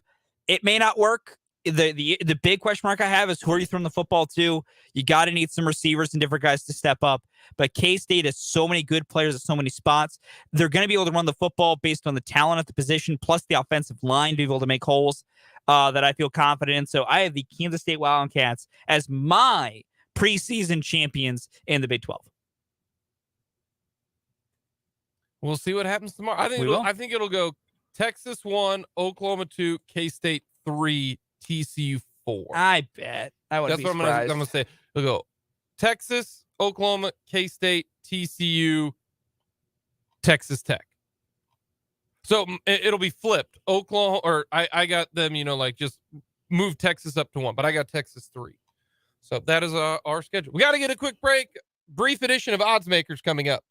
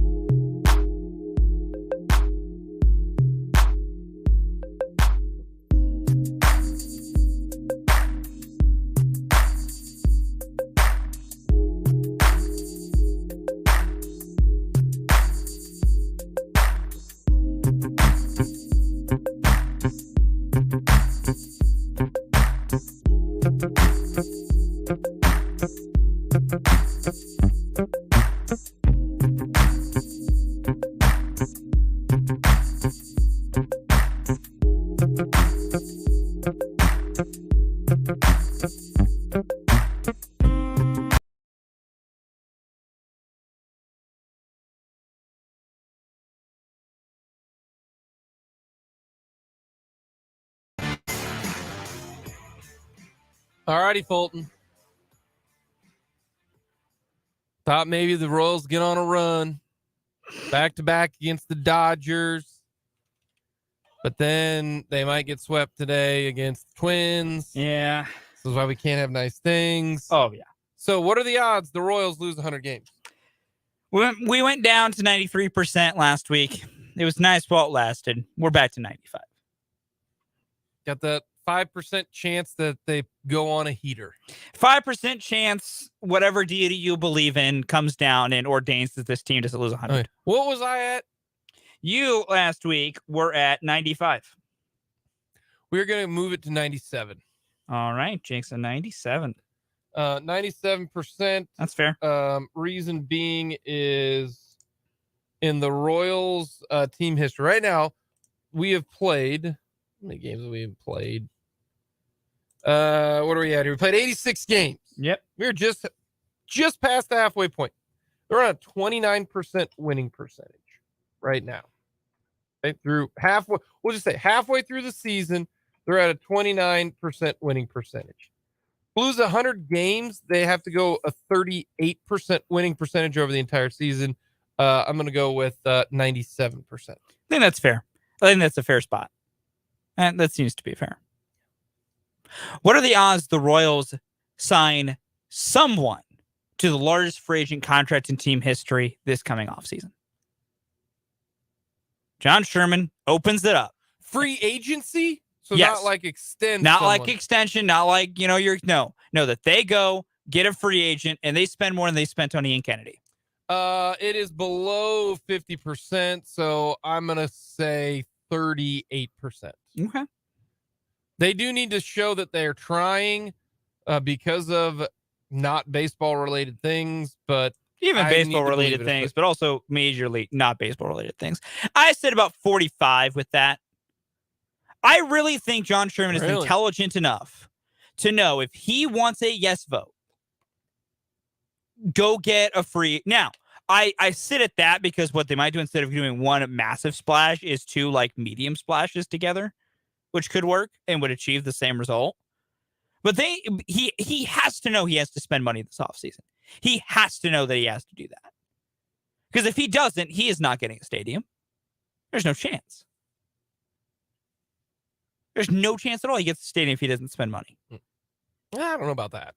There's a slim chance he gets a stadium if he doesn't spend any money. Because then you're asking people to shell out money for a stadium for a baseball team you're not even investing in.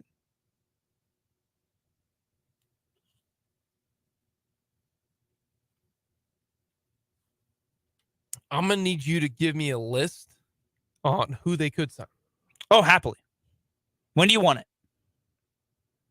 You want it tomorrow? I can get to you by tomorrow. Want it Friday? I can get to you by Friday. Let's do Friday. Okay. By Friday, I'll give you a list of the players I think the Royals should be on the target list. Right on. I'll give you that. I'll give you that Friday. Because I already got like 3 I've been talking about mainly, so those 3 easily done. Shohei? No. They ain't got the cash for that. Somebody said, I saw the other day on Twitter, $500 million contract. Oh, it's going to be higher. His value would be a $300 million deal individually at his positions.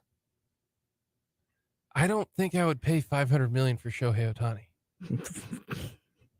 The reason being, he'll be 29. Yeah. You're basically paying for 5 years. Unless you think he can do this into his late 30s. Both? No. That's fine. Someone out there, he is going to get at least $500 million, if not more.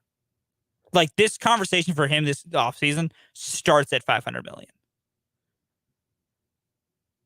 Because he's an all-star at 2 spots. No, I am not. The only reason I'm saying that I don't know is the majority of the time, 10-year, $500 million contracts at age 29. Oh yeah, no, don't they normally work well. Yeah. So No, I would agree. not. And I don't think anybody should give him a 10-year deal. I think it should be shorter than 10 years. I think it should still be over $500 million. But then again, that's because most 10-year contracts aren't because of longevity. They're because they are manipulation tactics used by owners to skirt luxury tax rules. That's all these 10-year contracts are.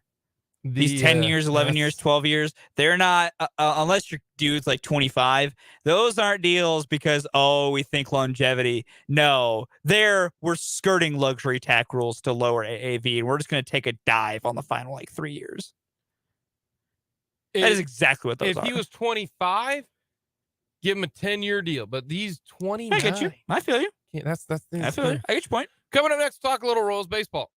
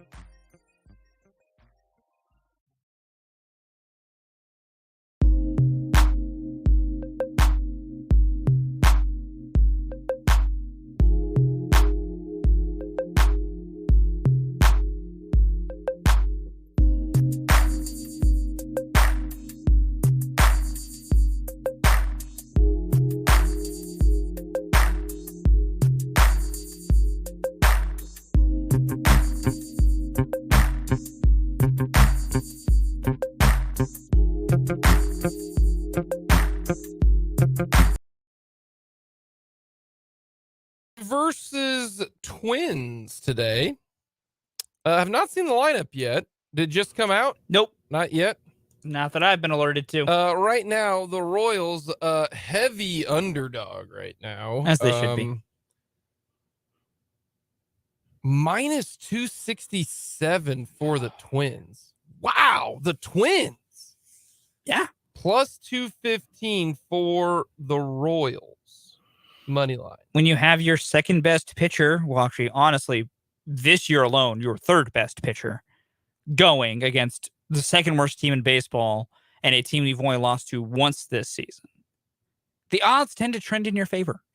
Lopez does give up home runs though. Man, he can get bit by long ball. He's given up 12 homers. Yeah. He strikes out a ton of dudes. Yeah, he does. So his changeup is nasty. I'm gonna go ahead and say that the Royals are probably gonna strike out a bunch tonight. Yep. Probably. That's what Pablo does. What do our friends at FanDuel have when it comes to this game? I bet they have Lopez's over-under on strikeouts set at 7.5. That's a lot. You want me to look? Yeah. I just mainly just want to see if I'm right. Strikeouts. Do you even have those here? Should be. Player strikeouts. They usually have them for every game. There we go. This is up near the top. Yeah.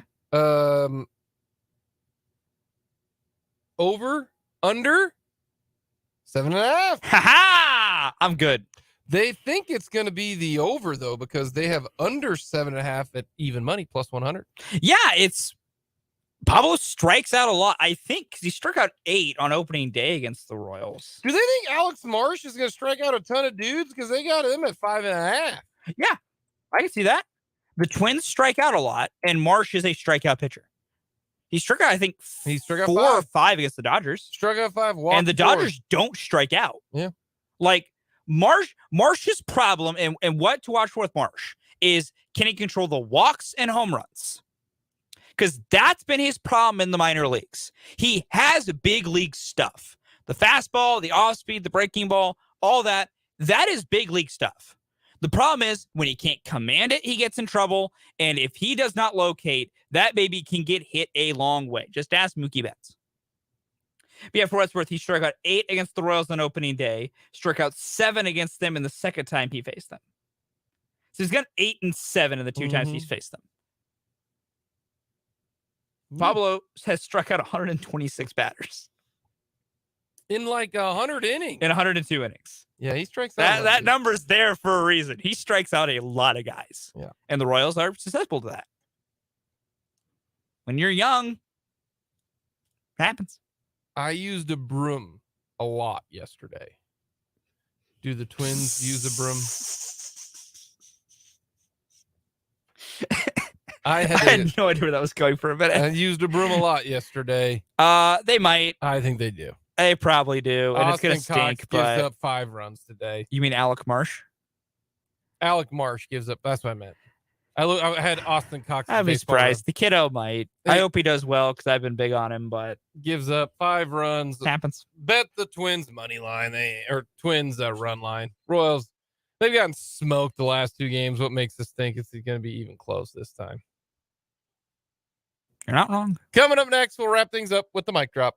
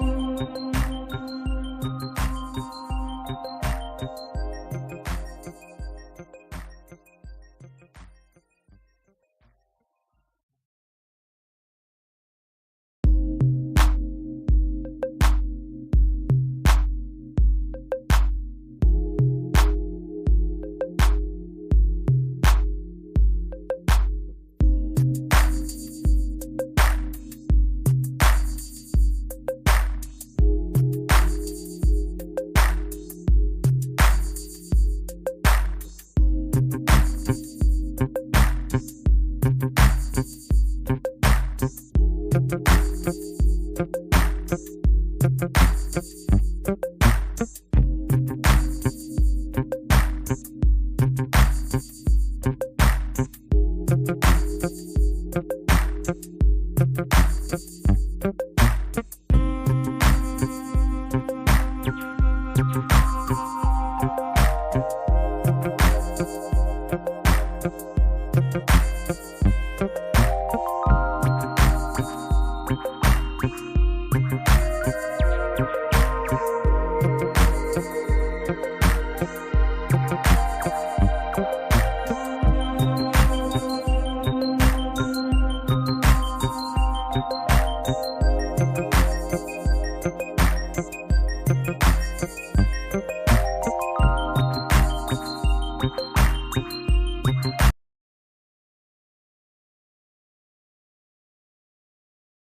got no idea where you're going with this. You're not really optimistic about the Royals. I know. Tell me something nice about Jalen Daniels.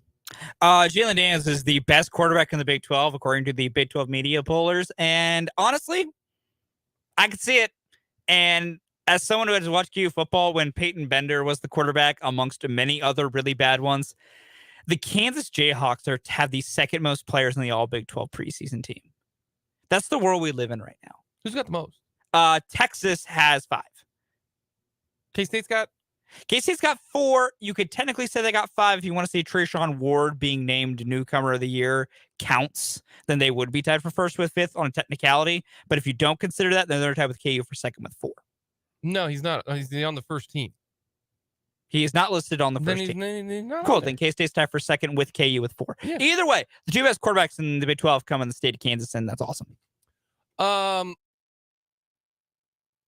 Smoke bombs and snakes are still awesome. I'm going to tell you that, man. I had so much fun with that yesterday. Coming up next, we got 580 Sports Talk with Dan and Brendan.